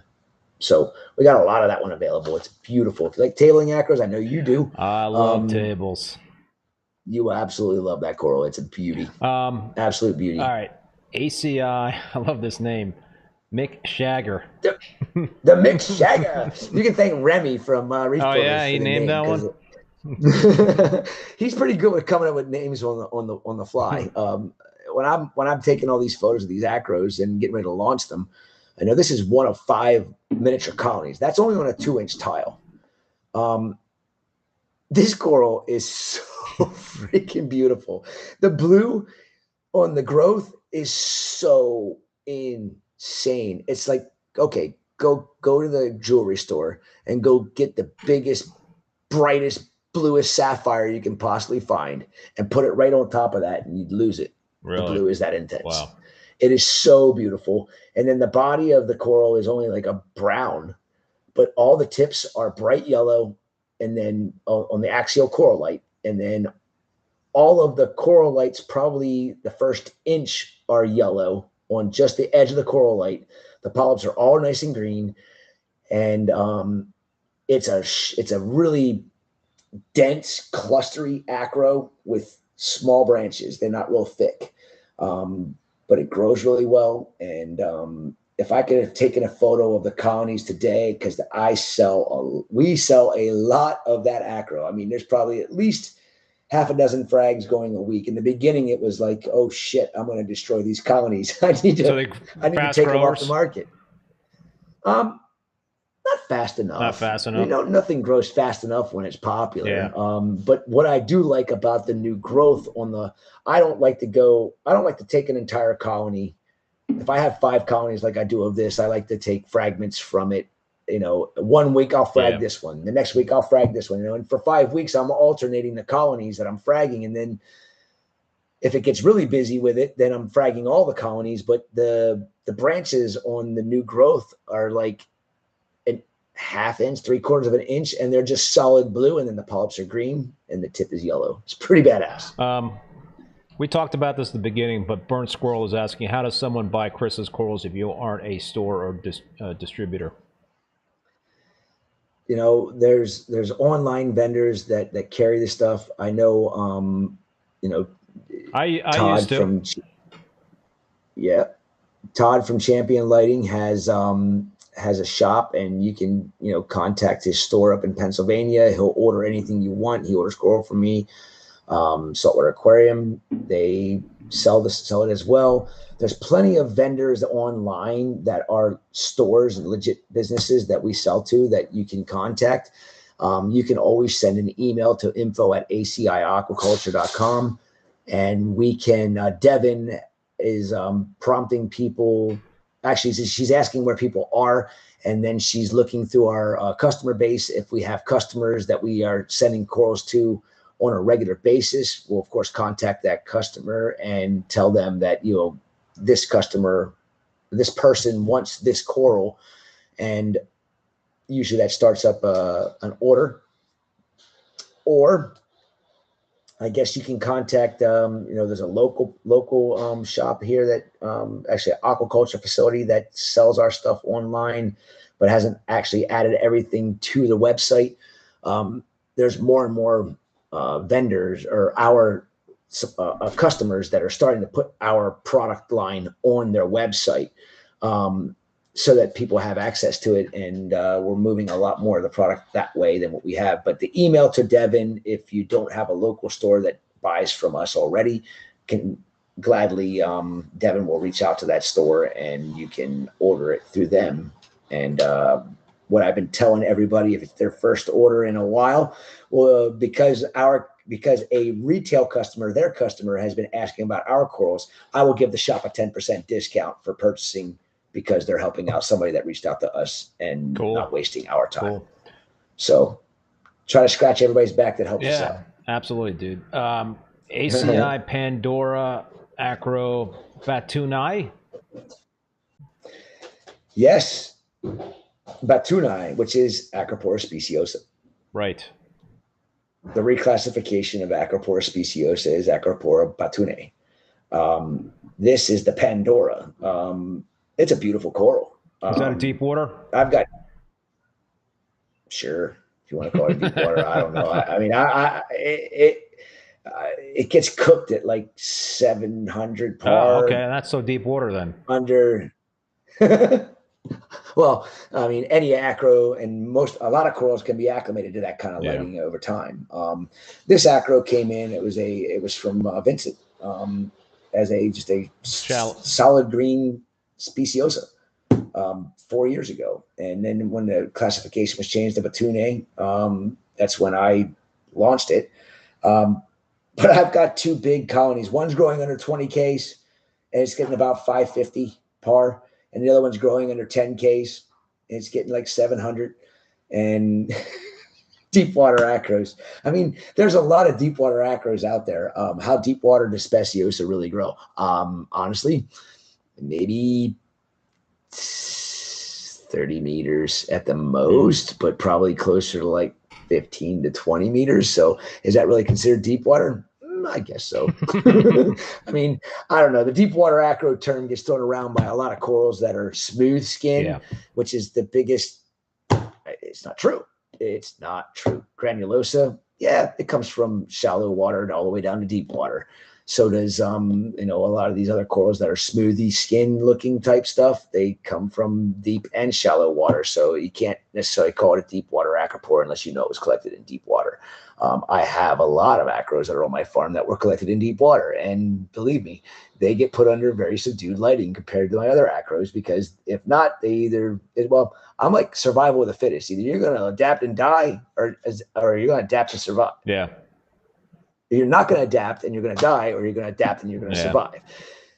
I got to throw my acros into the ringer. I look at it this way. I know I'm going to have a hardy ass coral if I put that thing straight from wherever I had it for a month in the lighting that it was under, and I throw it straight underneath this 650, 550, 750, 850 par.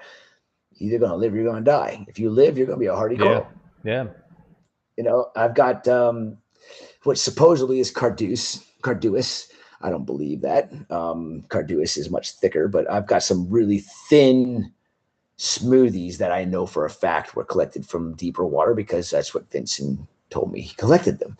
I go by where if I know the person that actually collected the coral, that's the only way I trust deep water. Yeah. Yep. Because it's just a marketing term to a lot of people, and it makes me sick. Yeah. ACI Pikachu Latistella. Stupid nice. Vincent. That looks a little bit like the Tyree Pink Lemonade. I think I might have gotten a piece of that from you, man, because I got a big frag that's grown out, and it looks a lot like that. Didn't you get shenanigans from me? I think so. Well, that would be what you have, because this one here hasn't been released yet. No, I released Pikachu. When did I release that? About 2 months ago. Yeah, all right. So I wouldn't have it. I got this in with the label from Vincent as the Pikachu Acro, Latistella, and the Tyree Pink Lemonade. From my, it's different. I mean, I see what you're saying, but it's definitely not the same. If we had a pink lemonade to put right next to this, you would see a night and day difference between them. But not having it there to actually physically look at, I can see why you would say it. Just like people thought that my shenanigans was also the Tyree Pink Lemonade, until people that got it put it right next to a pink lemonade. Oh no, different, much thinner branch structure, totally different coral-like structure, and color is different. And this looks similar to my shenanigans, which I unfortunately don't have anymore because of Hurricane Ian. Dude, your audio is getting a little garbled. Really? Oh, now you're better. Do you know what I did? I put my phone down over top, I guess, where the mic is. Oops. So yeah, the Shenanigans is Pikachu is a beautiful acro, and if I did send you Shenanigans, I need you to send me a chunk Oh, of you that lost acro that? piece. Hang on a second here. What do you want? Can you turn on your hotspot? Yeah, buddy. Thank you. He's dying to do something, and I'm stealing his internet because there's no Wi-Fi in the house. So and Amanda's not here and Isabel's not here, so he's like going a little stir crazy. So bear with me for 1 second here. I'm gonna turn on my hotspot so little man can can log in. Wait a minute. How do I turn it on? What's happening there, Isaacs?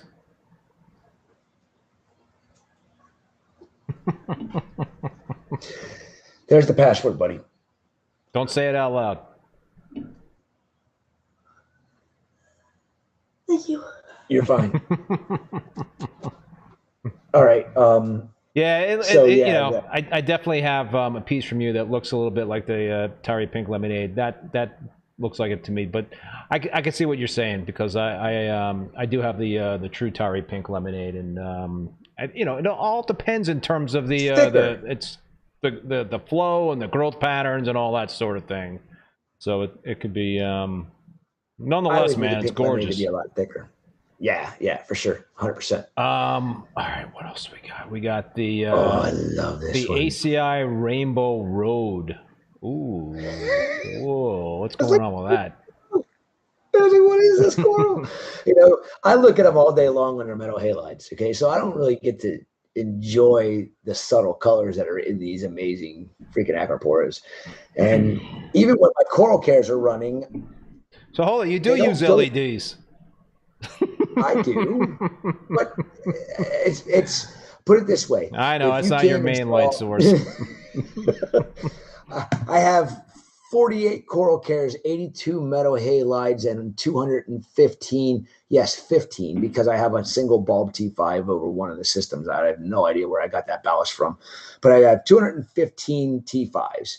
And then I have, I don't know how many Reef Bright XHO bars, but it's not nearly as many as I have when it comes to T5 fixtures. I like LEDs to show that pop, and that's what you're seeing here. I actually took this photo when I had to actually adjust the coral cares to 100% blue, which is a really nice royal blue from the fixture with T5s, blue pluses, and then Reef Bright XHOs to capture the colors that were in that coral. I had no idea this coral was this ridiculous as it was growing out into the colony that it grew out into. It was a pleasant surprise, let's put it that way. And then I said, no way. I adjusted something wrong, because normally I try to just adjust the exposure, the brightness, after I take the photo, because it does a pretty good job, the camera, with the white balance settings and everything, of capturing the colors right. I was like, I did something wrong. So I went back out and looked at the coral, and I got it up close to me. I'm like, what the hell was I've been missing all this time on this amazing coral? Because it doesn't look even close to that when the halides are kicking. It's kind of like a dull brownish with a little bit of green. The polyps look brown. It's a pleasant surprise. Paul Great Beard Reef says, ReefBum, Chris should get some Mitras. I said to him, I was like, I keep telling Chris that. I keep telling him. Mitras are the bomb. I'm willing to give them a try, but I have to have an area that I can really like go hog wild and just give them a 6-month run before I would actually even get close to thinking about switching out the halides. I still firmly believe we need UV and infrared hitting our water column. I'll tell you, man, you know me, I'm a big halide dude, but I've never had acros go bonkers like I did in my tank with the Mitras in the Peninsula tank. I don't know what it was. Like I said earlier, I was like, I got 6 of those Mitras on that tank, and I've got a spectrum that doesn't mimic, because Tulio said that's not the right word, but I guess it tries to imitate the halide spectrum But whatever I'm using, man, it's like that's what the corals wanted. But there's a That's lot of awesome. things that can possibly be factored into that equation. So, all right, what is this? ACI Ursula Kent. That's Kentai. Kentai. Oh, okay. I didn't see the eye. This is okay. It's Kentai because it used to be tenuous. It's the Australian old tenuous. Now, tenuous is only found in Fiji, and Kentai is what the Australian tenuous are now classified as, and then of course the Indonesian tenuous are Bifaria. So when I got this piece, it was an Aussie piece. I got it from I know exactly where I got it from, Nick DeSantos from Ultra Corals, and he's like, "This is going to be a gem." And I said, "Okay." So I kept a nice big frag of it, and it has just turned into an absolute beauty. And I wish this picture showed it off better. I took these photos. Amanda didn't take these. If she takes the photo, I guarantee you we'll get even better looking, yeah, detail and color, yeah. you know, and the, more representative. The subtle contact. Yeah, because it's got this unique two-tone coral light. Like the very edge of the coral light is super light, and then it gets like a darker pinkish red as it goes down, and then the body has blue in it. It's a beautiful piece. And I'm surprised it's not a popular piece. I haven't sold very many of those either. But again, I only have that one colony, so I didn't, You're not making a lot of price. Cheap. Oh, okay. I gotcha.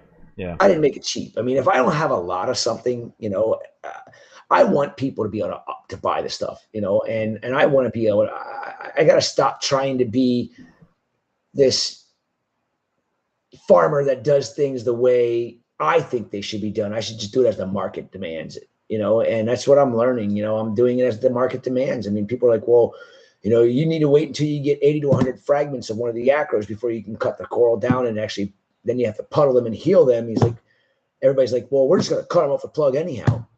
Oh, okay. Thank you. Because guess what? I'll cut them right off the coral and send them to you so you can just glue them to your plug. Yeah. However you want to glue them right to your Fresh rig. cut. You know, and that's what I do. And I cut them in the morning. They go into a bag in the water that they were living in, and then that water gets dumped out, and then they get water from a completely different system put in with them, and it stresses the shit out of them, but they make it alive 100% of the time. I have had 0 DOAs out of the few thousand frags we shipped out in the last few months of acquators that were freshly cut. No heal time. 0. And you pop them right in the bag, or you put them on a plug? Right in the bag. Interesting. I started doing that with one of the other acros, and I'm like, well, why can't I do this with all of them? So the first week I was nervous as hell because I started cutting. I mean, we had like, I think 100 plus fresh cuts that I was just in the morning going back and just start clipping acros. And I got nervous. I'm like, you know, this is a decent chunk of change that we're selling here. Yeah. And I hope my theory is right. And of course, it worked out just fine. You know, I mean, I think that the stress factors of cutting the coral and keeping it in the water that it was living in, it's still stressed out, but then it's sliming, it's going crazy, and it's not being bagged up per se to be shipped until after all of that water that it was in is dumped completely out, and then the system that we're packing out of, which as a matter of fact has a 13.6 DKH in it, we put the water in there from that system, and then that stresses it out further, so it puckers up tight, and then it gets shipped, and during shipping it acclimates to that, you know, from 8.3 DKH to a 13.6 DKH, and by the time it arrives to the customer, they're like, dude, I can't believe these things have polyps out of them. There you go. Thank you for the information. I'm happy that my theory went. There you go. ACI Very Berry. That's a nice tabling acro. it's another red tabling acro from Australia that is just different from the rest. It is this coral here. I thought I lost. I lost this coral probably, 2018, 2017. And that was 2019 was Hurricane Irma. I lost it. So I thought. And I had these brown looking tabling acros that were growing that weren't doing well. And then Ian went through, not last fall, but the fall before that. And I had like 3 brown tabling acros that were decent size that weren't doing anything. And I guess over the last year and a half, Very Berry decided to show its face again, because I'm looking at it one day, I'm going, I know you. I'm like, I know you. You look familiar. Are you what I think you are? And then I started going back through the all of our releases, and I'm like, son of a bitch, the Very Berry's alive. And then I had to call like 3 customers, like, man, do you still have Very Berry? I'm like, no. I kept saying no to everybody, and then the one guy, he just called me after I figured it out, asking me if for Very Berry, if I had anybody give it back to me so I could get it back on the farm. And I'm like, hey, guess what I found in my system? He's like, what? I'm like, Very Berry. He's like, you told me you lost that years ago. I'm like, dude, I'm going to send you a picture of it. I sent it. He's like, dude, I need it now. And I'm like, well, I'm getting ready to launch it. So I launched it, and it was a big hit. I mean, everybody was happy to see the Very Berry back. And it turned out that 2 of those colonies were Very Berry that were on the farm that were brown and just completely pissed off at life for a while, a couple years. So I was going to ask a question for Alyssa M. Okay. She's asking, hey. Chris, when are you going somewhere to personally collect corals before we can't? Alicia, I plan on going soon. I don't know when, but I need to get to Australia. I need to get to Indonesia again, and I really, really would love to go to check out Jake's favorite place in the world, Solomon Islands. I don't know if I'll ever make it to Solomon, because that's kind of just in the middle of BF Egypt, but getting to Australia and to Indonesia, if I have anything to do with it, I'll be there in October. Nice. For Jake's Memorial Dive trip, or end of September. I just don't know how I'm going to make it happen, because school starts and there's just short-staffed. I was planning on going in July when it was supposed to be, and then it got switched. And I found out right before I was getting ready to book my tickets in July, I found out that it got, Vincent called me and told me it was switched to September for somebody that was coming, and now that person can't come. And I'm like, are you kidding me? I'm like, you switched to the worst time for me to come, but it is what it is. I mean, Julian, I think pretty sure Julian's going to go, but I don't think there's very many people that are able to make it because of the switch. I have to go. I feel I'm missing something, and that's, I'm missing the fact that I didn't get a chance to plant corals on the reef that they made for Jake, using his ashes to mix the concrete for the reef. I'm pissed that I didn't get to go to that. But it is what it is. Maybe I can get Windsor to give me some more ashes to take over to mix some more concrete when I go over next. There you go. Jake will be proud of that. Yeah. ACI Wower Bernardpora. Yes. What the hell is that, dude? That's the Bernardpora. Remember we were talking about the Goniapora minor. Okay, look at the polyps on the red part. I set this picture specifically to show the colony when it's closed and part of the colony when it's open. So when you look at the bottom right corner where the red polyps are sticking out, that entire colony looks like that little patch in the corner down there all the time, until the polyps go in. When the polyps go in, this is the insanity that you get. Wow. And you can see clear, distinct separation between the polyps, where when you see a Goniapora minor closed, you see zero separation. You just see zero separation, and you don't see all this beautiful pigmentation on the tissue. This coral right here is I can't say is anymore. It used to be a turtle. Like, it would grow from a 3/4 inch frag to a 1 inch frag in 2 years. That's how slow it was growing forever. Wow. And then I decided I was going to put it down in a super low light area, but a good turbulent area that gets a lot of kind of wash around. So you got the main flow pump going by it, and then you have another one coming across. So when you put food in the tank, you actually see the main current take it, but then you see the cross current whipping it around, and it kind of swirls around the Bernardpora. Well, since that, this thing has turned into a missile. Because I literally would go, like, you know, in a 2-year period of time from a 3/4 inch to a 1-inch frag. This is about 2 years worth of growth right here. That's a 4-inch tile, just from putting it in an area where it gets fed continuously because of the currents that are hitting it. And when I put the frags, after I cut this is the second colony that I have. I kept one full colony and I fragmented down the other colony so I could put it up for sale. And we sold all the frags off quickly. So it's going to be, once that replant of the mother colony grows back out to this, which I'm going to guess is going to be a year or two, I'll launch it again. But it's not something that I would see most people keeping, because it's not the easiest of corals to keep, because a lot of people are going to put it under way too much lighting, and it does not like a lot of light. It likes very, very little light. Under a lot of light, it turns solid green and polyps barely ever come out of it. When it's under low light and good flow, it gets this green and orange and gold, and even in some cases red molting crazy, through dude. it. I know, right? Would you put flow in the top 3 most important things in terms of having a successful reef tank? 100%. I mean, listen, you know, anybody that thinks that flow is not important and the top 3 things, they just don't know what they're talking about.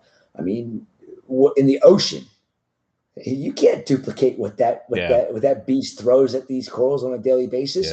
You know, and we can't. There's no way possible for us to recreate that. It's just not. You know, it's just not possible.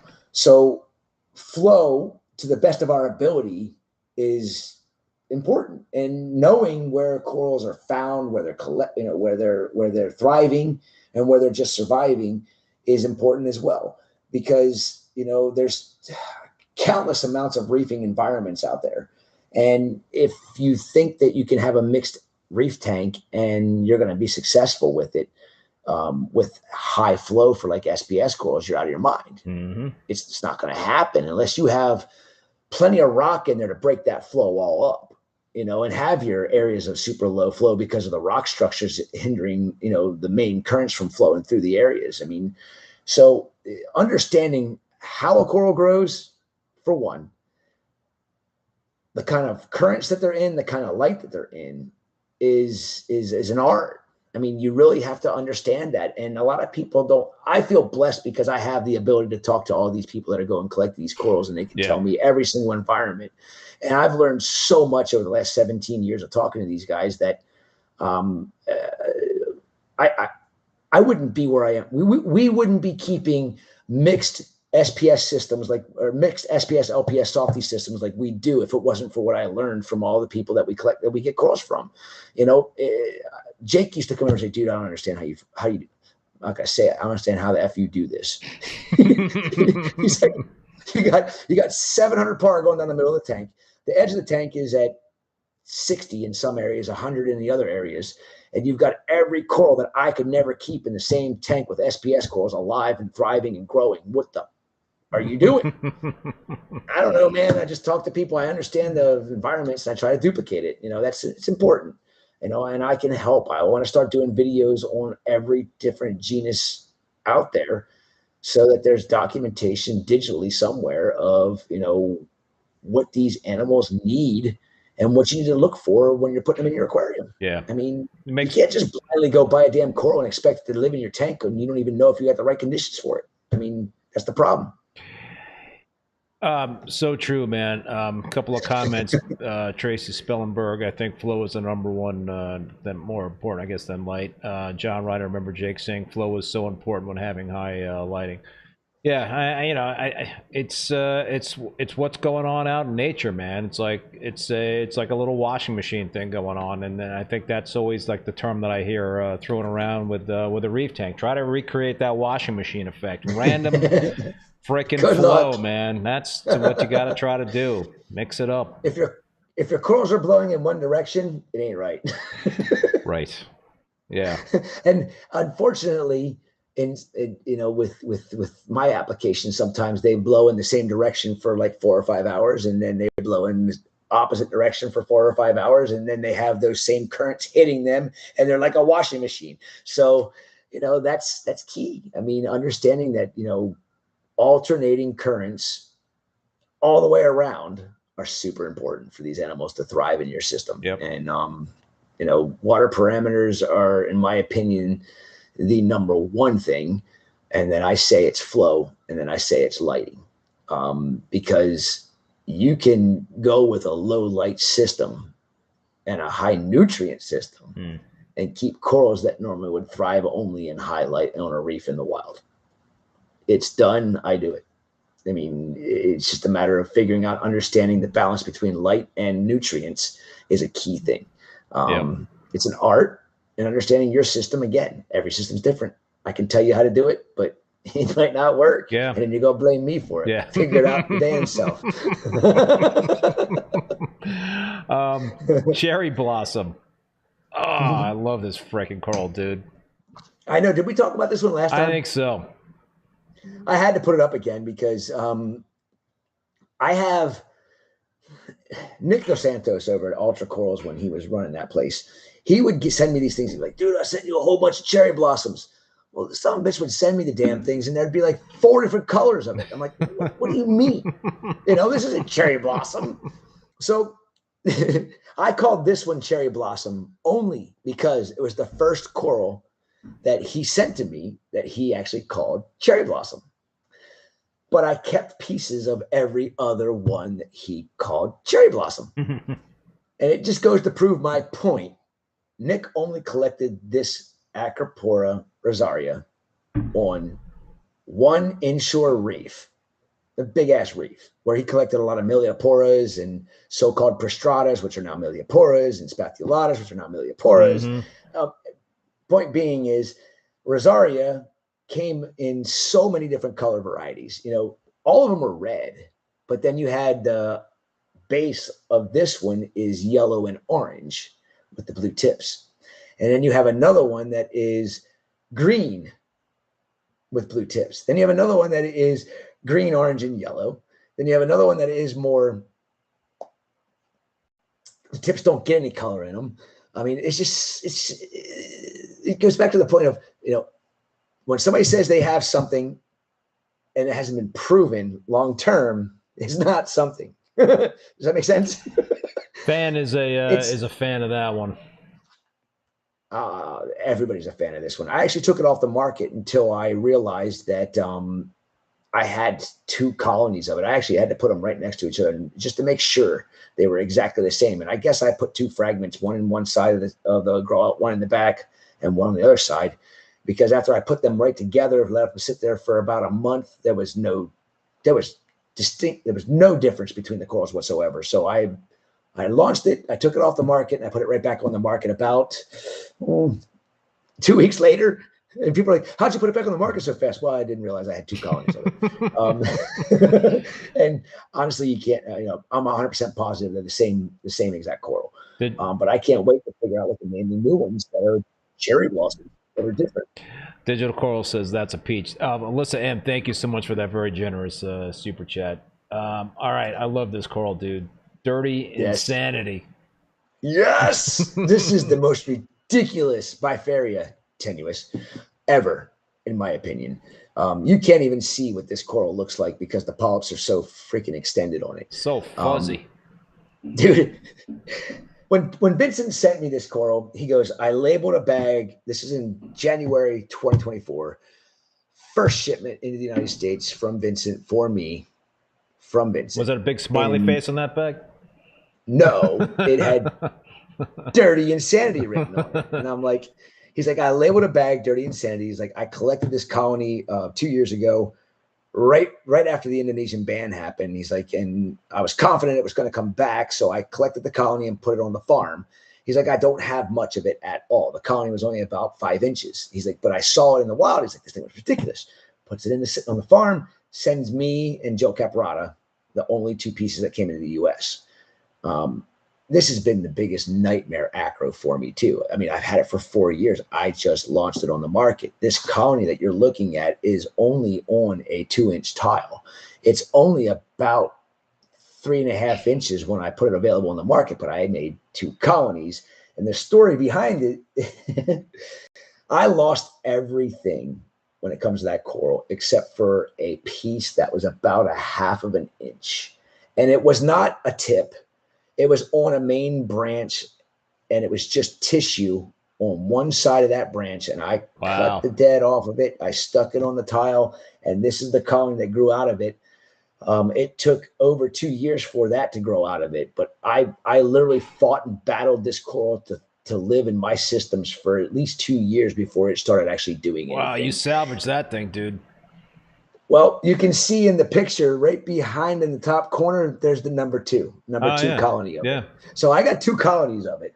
And I did that on purpose, of course. As soon as this thing started branching from the puddle to the branches, the first branch that was 1 inch long got broken off and stuck on that tile. Got to back it up. Got to have it back up. I put this one at a really high price tag because it was a battle. It was a nightmare. I mean, I'm proud of that coral. That's like something I have to pat myself on the back for not giving up on that bad boy, a 1/2 inch piece of nub that actually grew into a nice colony. I think that's a good point, dude, is that, in terms of like the pricing of these acros, I really admire that in terms of factoring that into the pricing, in terms of kind of like the blood, sweat, and tears, and in terms of how long it takes to get something to the point where you can put it out to the marketplace, versus chop shops out there that cut up corals, do a little photoshopping and blue light and all that sort of thing, and put this like super high price tag on it. That's not a coral that's kind of like earned its stripes, so to speak. I mean, I remember the first Dirty Insanity I sent out to a customer, and again, he was nervous about the fresh cut corals and all that, and he literally sends me or calls me and then says, "You have an iPhone, right?" And I was like, "Yeah." He says, "That's FaceTime." He shows me on FaceTime this coral just freshly plucked from the box, and it was just fluffy and shaggy. He's like, "What's the body?" He goes, "What's the body look like?" And I'm like, "Well, that's what you're gonna have to find out after you piss the coral off when you got it." And he goes, "I don't get it. Dirty Insanity." I'm like, "It kind of looks dirty when you look at it, doesn't it? It doesn't have any real vibrant pop. It's kind of a dirty looking coral."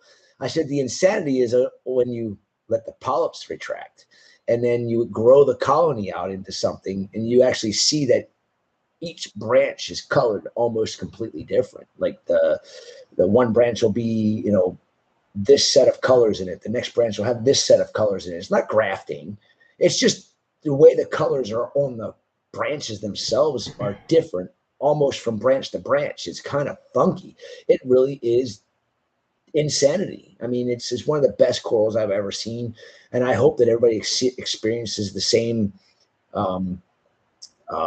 insanity out of it that Vincent saw in it when he collected it, and what I see in it as it's been growing here on the ACI's farm. It's phenomenal. It is. You don't have it yet, do you? I don't think so. No. Actually, no, I know you don't have it yet because I wasn't touching it. I had people asking me to frag it that would come to the farm and look. When I would show them corals, I'd pick it up and look at it, and I put it back down, and then they'd be like, "Well, what the hell just happened to it? It didn't even look like much. I don't know what you were showing me." He's like, "I want a piece of that." Everybody always wanted a piece because I did it on purpose. I wanted to try to hype the coral up because I'm like, I put a lot of time and work into this coral. I'm going to show my acro lovers this coral, and they're going to be like, "Yeah, I don't understand what you think is nice about this coral. Dirty. Yeah." Shake it up a little bit, put it back down. The hell did you do to it? It really is that freaking cool. I got to check it out the next time I'm at the farm. For sure. Flamethrower. That's another Ghani, or is that an Algae? Yes.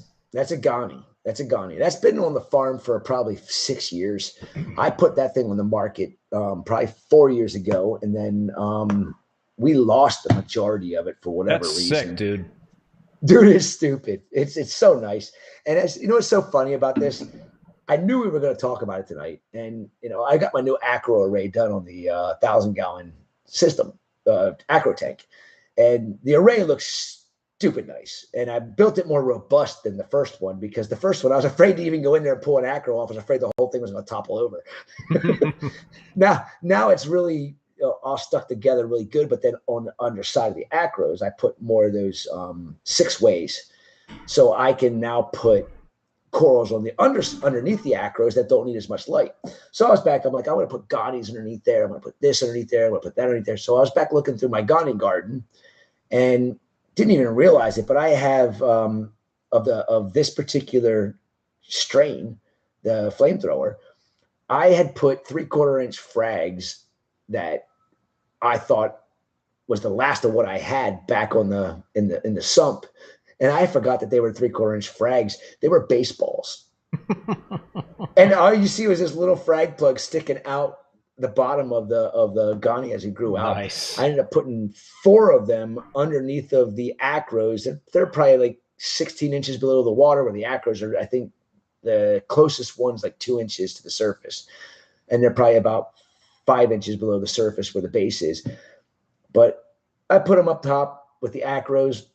The flow's amazing. Within 30 minutes, these things were just as wide open as what they were in the sump. And I'm like, finally, a place to put the Ghanies so they don't whack each other. Because I spaced Ghanies apart by 3 inches or so. Well, as they grow, they get bigger and their tentacles get longer.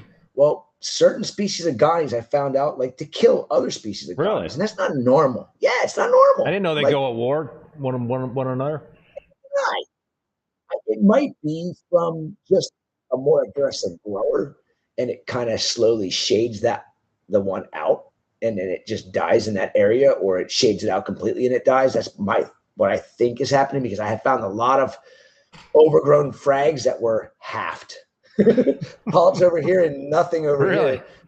Yeah, because the Ghanies next to it had gotten so big.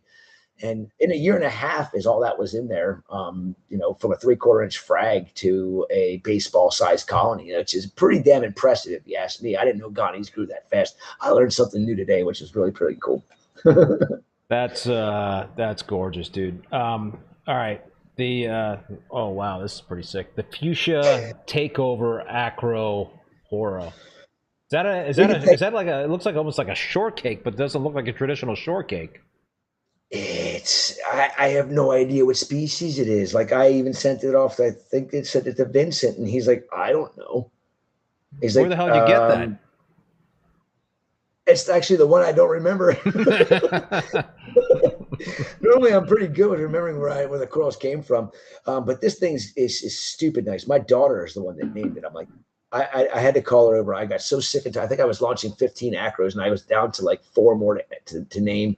And that's when I started sending the corals to Remy, to my daughter, to other people that would help me out tremendously.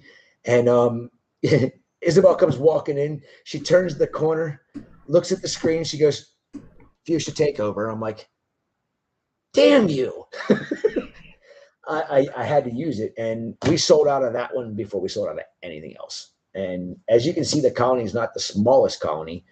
It's on a 4-inch tile. I think we launched 30 frags, and we sold those 30 frags in less than 2 weeks. Yeah, for sure. Now it's about ready to go again. I was looking at it today. I'm like, should I launch it now, or should I make more colonies out of it? Hey, it's always good to kind of like make sure you got a little redundancy, right, for the stuff that you love. You don't want to have it crap out on you and got nothing to back it up. Holiday Rave Acropora. That's another Isabel named it in like 30 seconds or 2 seconds or whatever the heck it was. I was sitting here going, this thing is stupid. It's got red polyps. It's like gray. And I'm like, it almost looks like looks a little bit like the Pink Floyd. Reef Wrap Pink Floyd. Okay. I never heard of the Reef Wrap Pink Floyd.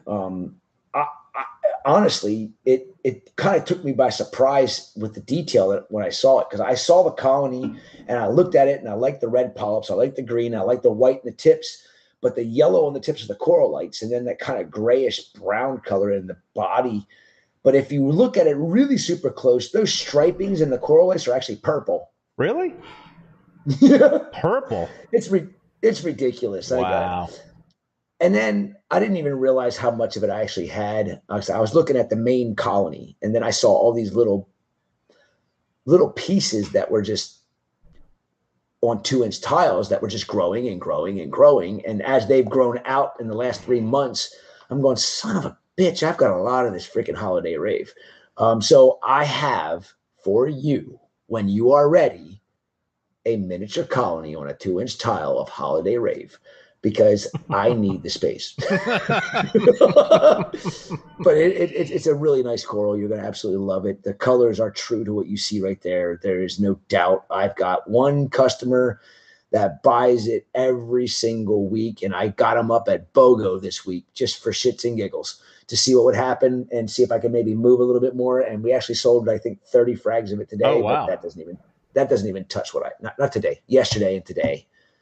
That doesn't even touch what I have. I could make 300, 400, 500 frags off all the stuff the little pieces I have, colonies. Yeah, there's a lot of it here. Speaking of pieces that I love, the ACI Light, dude. I got this coral from you a few years ago, and you know, I got a lot of it. It grows really fast. It kind of reminds me a little bit of the Jason Fox Flame, a little bit, just because of the. Oh, really? Well, you know what? I guess I should yeah, color wise, because it's got those pink or yellow coral lights and all that stuff. But you know what? I take that back, because the Jason Fox Flame has got the yellow tips, but that's pretty much like it. This is like got a lot more stuff going on in terms of the yellow. But I love this coral, dude.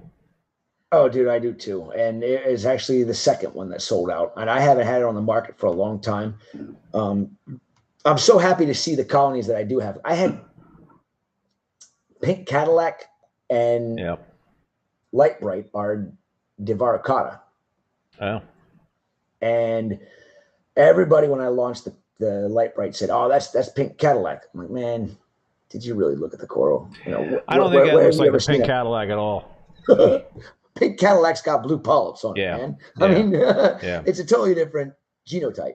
But the blue that develops in the growth tips on the Light Bright is what has gotten everybody just all in their panties in an uproar about it. I mean, I wish I had more of it available to sell, because it grows well, but I just don't have enough of it to go. I mean, it literally 2.5, 3 weeks, we were out of stock of it again. And I just moved the colony, and I'm actually going to bust it off the 4-inch tile, because I put a 2-inch tile down on a 4-inch tile, and then I'm going to let the 4-inch tile grow over and regrow.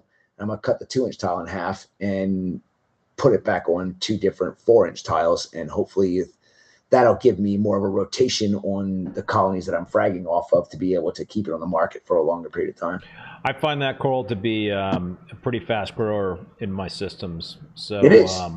That's pretty cool. Mohican Rose, is that a spatulata, or is that a? No, it's a millie. That's a millie. It's a right out of Indonesian mariculture. That one, I had to go back and look. When I realized that was the Mohican Rose, I literally thought I lost the Mohican Rose way before Irma even went through. Oh. I launched the Mohican Rose probably back in 2016 or 17, and it disappeared. I mean, we had so many employees at the time. We had so many issues with things being thrown in systems they weren't supposed to be put in, when they weren't going through quarantine. Nothing was being done right. And I thought that coral was just gone. It just turns out it was brown, like kind of like the Very Berry was. Yep.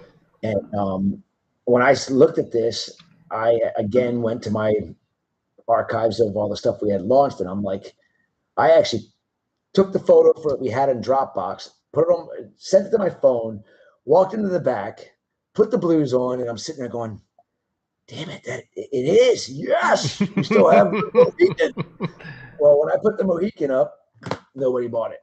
I'm like, what the hell's wrong with people? Do they think it's ugly because the damn thing's so shaggy and the polyps just, cover the beauty? I don't know how anybody can be adverse to any kind of Millipora. I mean, I take any and all millies.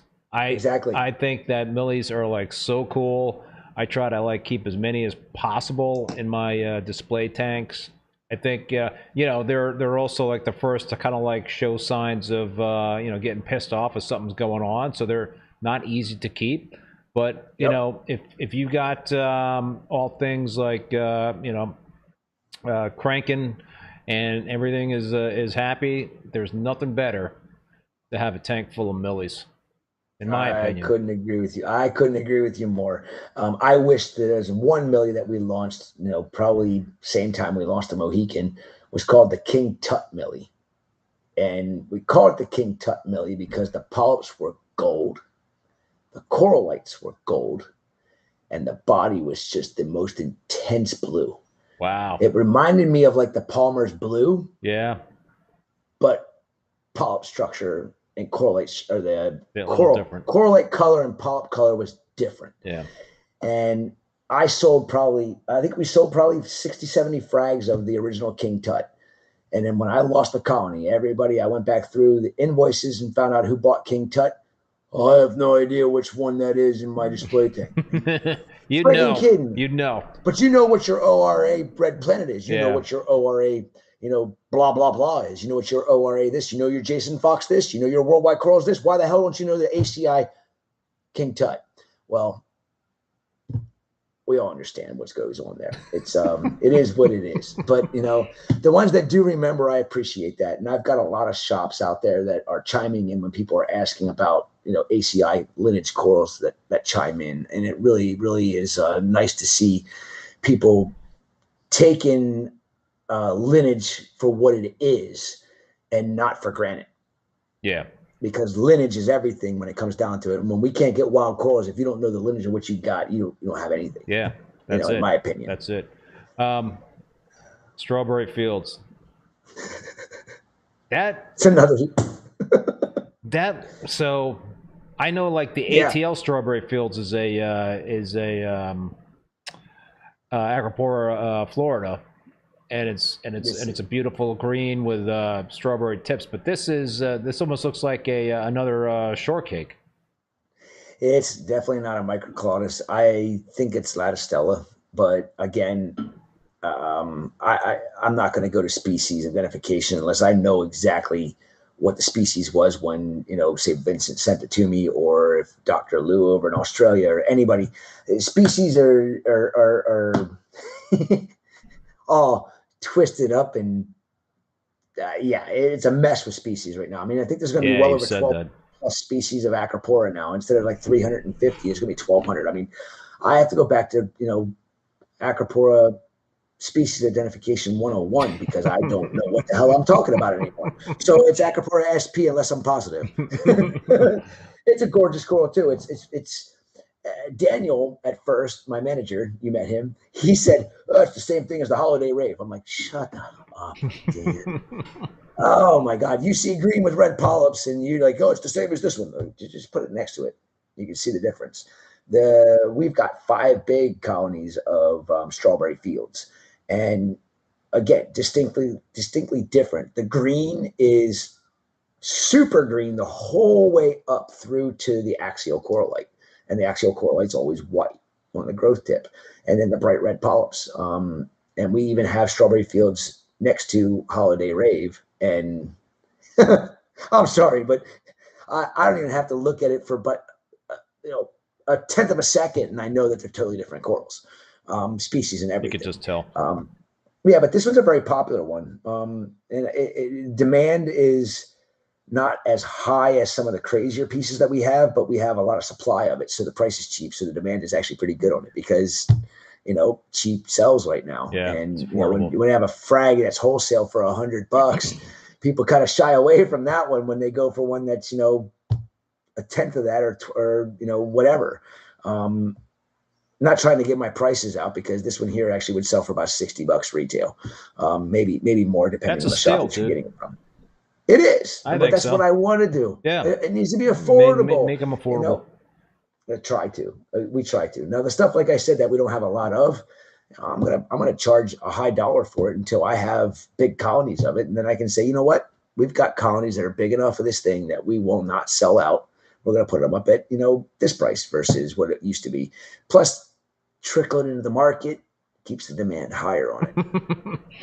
Listen, sounds like Chris is getting his 3 hours laugh out loud. I think, dude, this might be like pushing. This could be like a record right now for duration for any of my live streams ever. And I don't even know what time it is because my clock says 6:42 on this computer. You're about why. 3 hours behind.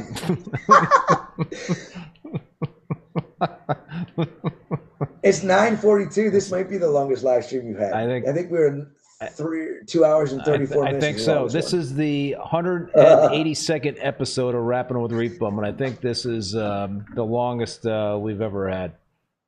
Well, if we wouldn't have had the little glitch with me, for what 5 or 10 minutes, we only have a handful of calls to go through, so we wouldn't be on here a whole lot longer. Well, all right. Well, here's one more ACI. The Tangerine Dream, Millie. No justice. Yikes. No justice. What is it? Is that a sunrise, Millie? No. No. It's like solar flare blows this thing out of the water when it comes to the intensity of the orange, the yellow, and the green. But when you come to the orange with this, and then you got the green polyps on it, I'm telling you, that orange is not like the orange you see in any other acropora that I've ever had. And then you got pink axial coral lights. I mean, what the frick? When I put this thing out, I took the photo of it, and the man is like, "That's not what it looks like." I'm like, "Would you please go take a look at that coral?" It wasn't even Amanda that said that. I think it was Daniel. Daniel's always like the no, it doesn't look like that. Oh, I guess it does.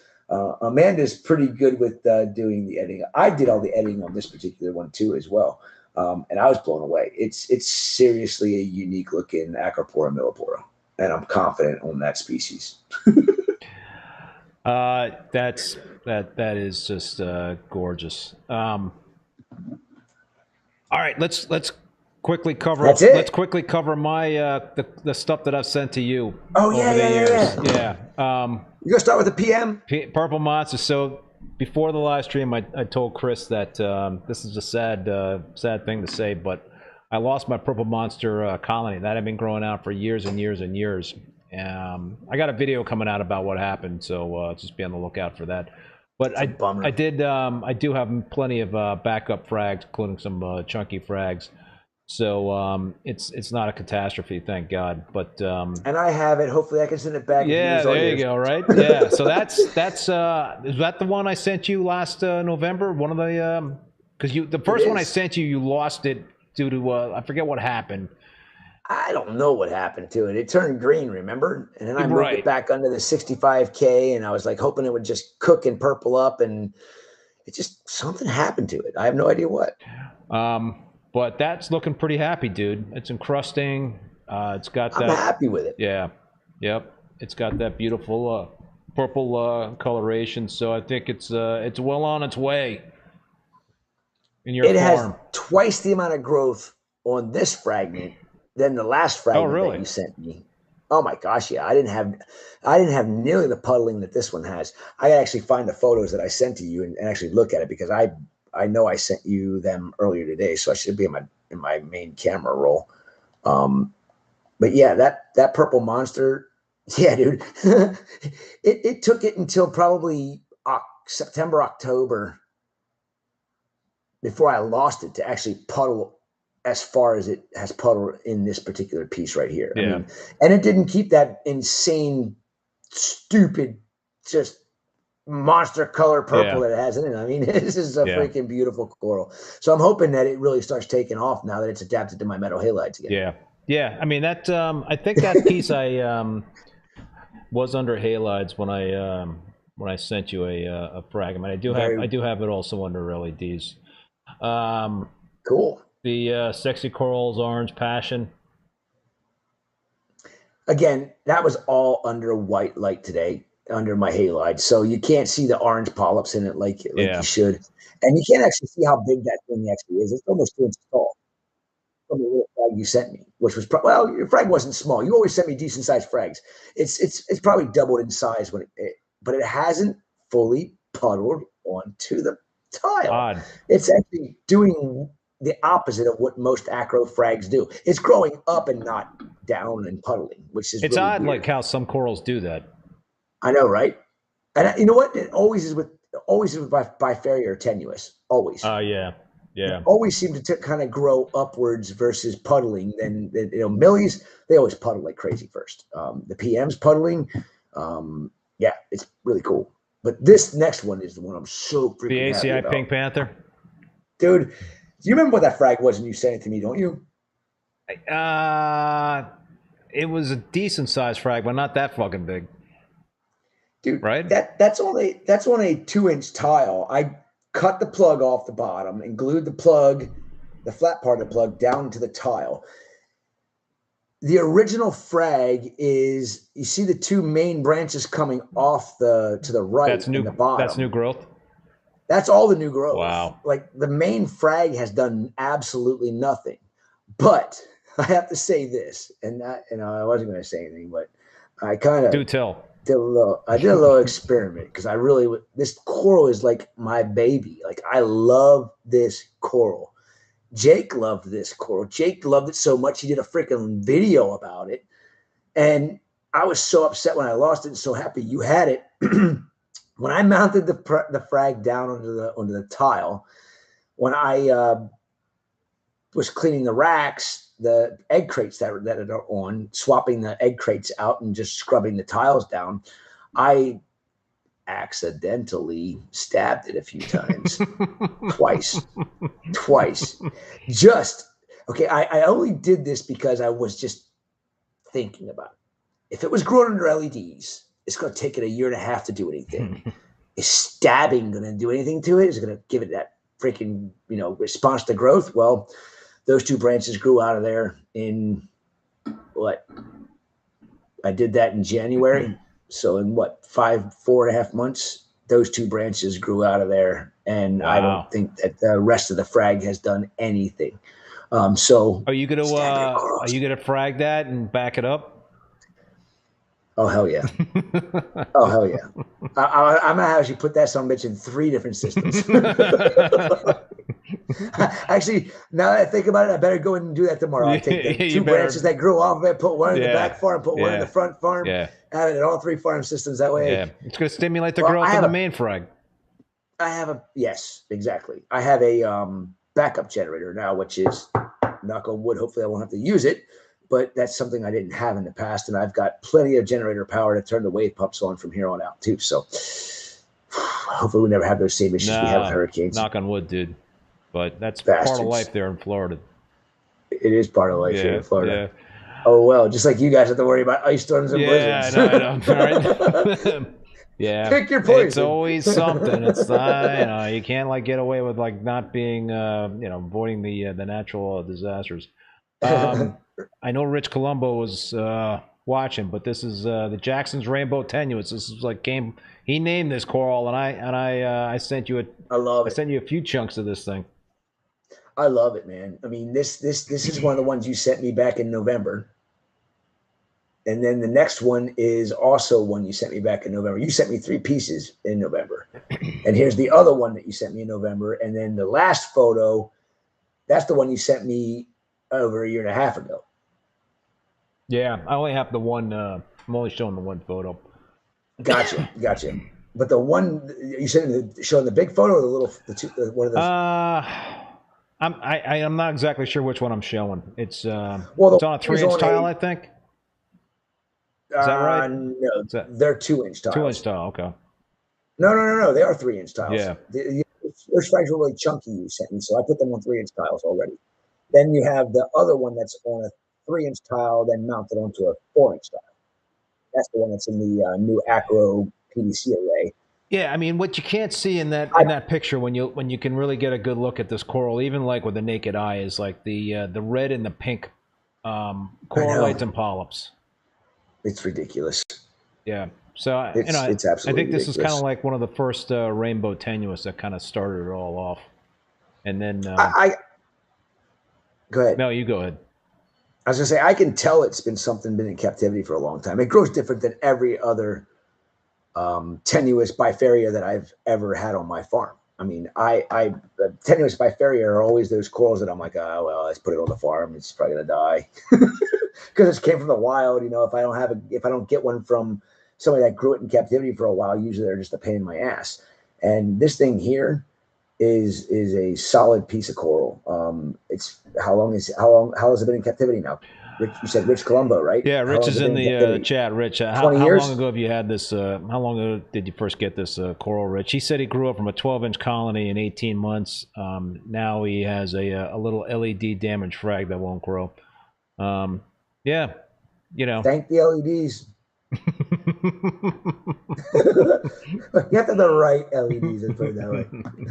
Obviously, they're doing good for you, Keith. You know, I did a blog post on this thing, and well, Rich, if Rich is still listening, chime in terms of how old this piece is. But yeah, it's a really cool rainbow tenuous. 2012, he says. Nice. Yeah. Well, all right. So it is 9:53. We're gonna go for 3 hours, dude. Let's do it. We gotta extend this to 3 hours. And I'm game. I saw a question. Alex Correa's in the chat. And, yeah, let's answer some questions. That's fun. Alex had a question about lighting and low nutrients. Let's see here if I can find this question from Alex. There's a lot of other comments and questions in here. And if I keep stalling, we'll hit the 3-hour mark. I need to get another beer. Yeah, right. Oh, you need to top that off. Isaac. Alex is asking, if you have time, please ask Chris to explain his experiences with the relationship between high-low nutrients with high-low lighting. Okay. So from my experience in all the years we've been doing this, if you have, thank you, buddy. Beer. So tasty. If you have a high nutrient system, your light needs to be much lower in intensity.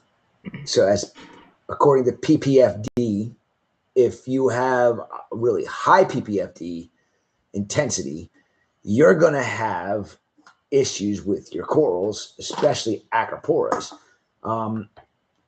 High nutrients, high light means brown acros. High nutrients, lower light, and finding that happy intensity is where you have to play around with it. I can't tell you how to do it. Nobody can tell you how to do it. I mean, I have to figure it out every time we have issues with certain systems with nutrients playing around. You know, it's you have to figure it out yourself. I can give you the guidelines to go by, but just know this: if you have high nutrients, you want your light to be less intense. If you have low nutrients, you want your light to be a lot more intense. And the reasoning for this, because if a coral is going to show off its pigments properly, so you want your coral to have these vibrant, beautiful colors in it, and you don't want to show the brown and the green that happens when there's overpopulation of zooxanthellae in the tissue. That's what causes your coral to become brown. And then when they start to change back, they usually turn green first, and then they possibly will get their original beauty back. Maybe not the original colors exactly, but they're going to get bright and beautiful again.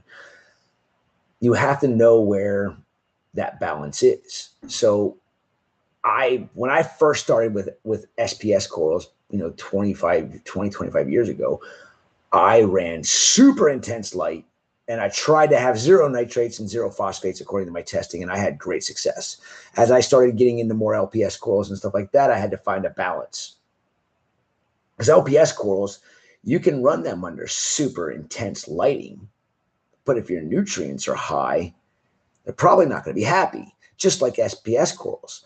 So it's important for everybody that is doing this. With LEDs, it makes it simple for you to adjust the intensity of your lighting. With a metal halide and with a T5, it's pretty much, it is what it is. And the way I look at it is I don't adjust my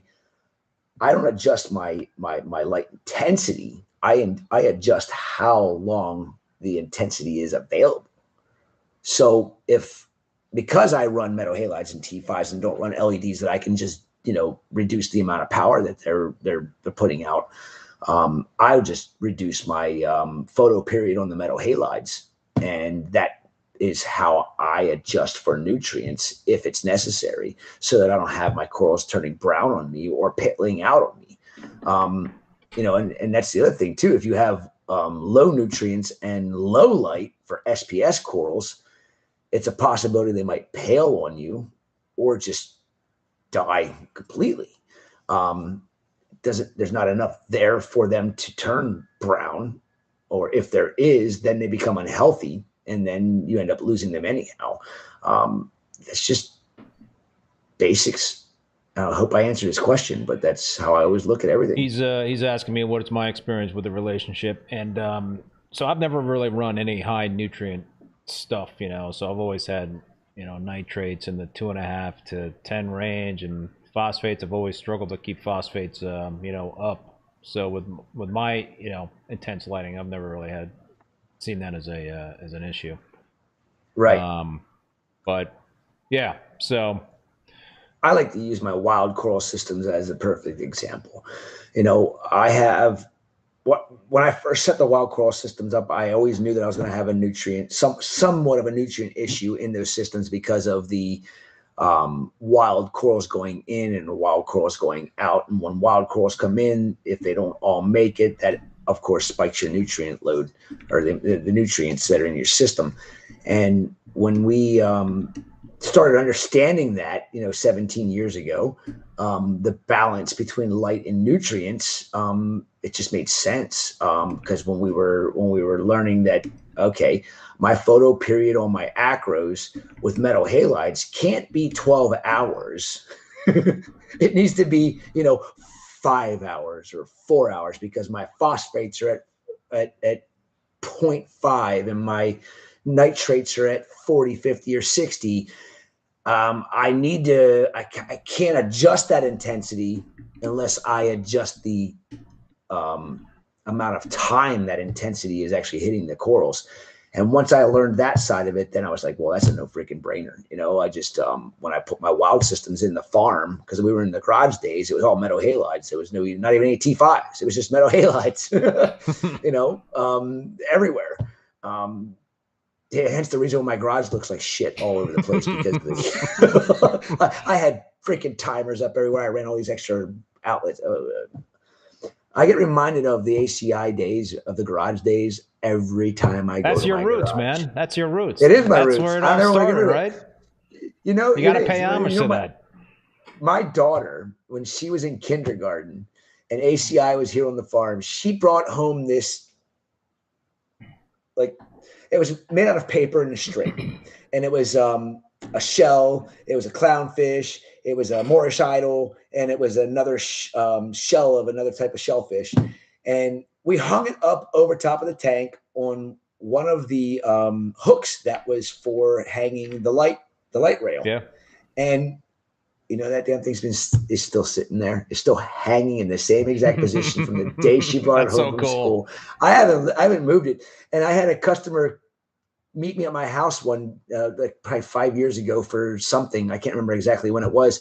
And he's like, "You never took that down?"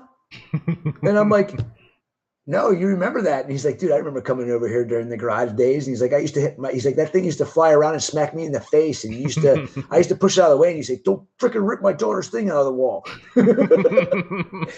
So yeah, the garage days I think about them all the time. I mean, it's never going to go away. I mean, the garage days were the roots. You got to cherish that stuff, dude. The best times of ACI, in my opinion, because we wouldn't be where we are today if without the garage days. That's where it all started, man. Oh yeah. All right. So dude, we have surpassed the 3-hour mark. I gotta pee, and me too. Me too. I want to thank 3 you. hours. I want to thank you, man, for another awesome discussion. I appreciate you, Chris, and it's always a pleasure to have you on and talk reef. And I know everybody out there watching would agree with me. No, I had a blast too, and I enjoy this every time, buddy. And I'm happy to come on here whenever you want me to come on. We can always talk about corals all night long, Oh, yeah, 3 more hours, anytime you could. want to. I was going to send you a bunch more photos, but I'm like, yeah, it's only got like 2 hours to do this. You know? Oh, save them for the next time. Oh, there's plenty. Don't worry. Yeah. Oh, I know. We could do this every night for 3 hours. Yeah, and I'd I still know. it'd take me 2-3 weeks to go through it. All right. Well, listen, man. I want to thank Chris for being on the live stream tonight. I also want to thank the sponsors one more time. Polo Reef. Make sure to check out Polo Reef's new YouTube video that drops this Friday, and the new Polo podcast with Craig Bingman. They dive into obscure topics like microbiomes, live rock versus dry rock, ammonia as a coral food, and bacteria additives. Make sure to subscribe to their YouTube channel at Polo Reef for video drop notifications. Champion Lighting and Supply. Todd, besides being a place for hobbyists to purchase saltwater aquarium supplies online, Champion Lighting is also a wholesale distributor for many popular brands. If you own an aquarium store or an aquarium service company, contact Champion Lighting through their website at championlighting.com to set up a wholesale account. GHL, personally, I use all their stuff. A lot of success using their dosers, their controllers, the Mitras lights, the Cage Director. They produce high-quality German-engineered products. For more information or to purchase their stuff, you can visit aquariumcomputer.com/USA. I also sell their products on reefbum.com. A big thank you to Paul, who is the moderator as well as the president of the Boston Reefer Society. Please join and support your local reefing clubs. They are so important to this hobby. I also want to let you know that all episodes of Rappin With ReefBum are available as podcasts on Spotify, Apple Podcasts, Google Podcasts, Stitcher, and Amazon. The next Rappin With ReefBum live stream will be next week, Tuesday, June 18th, 7 p.m. Eastern Standard Time. My guest will be Greg Carroll, who is a hobbyist, a well-known hobbyist and president of the SCMAS club out in Southern Cali. You can check out the full upcoming schedule of guests on reefbum.com under the YouTube section. Until next time, be safe and be well. Later. Later. Thanks, guys.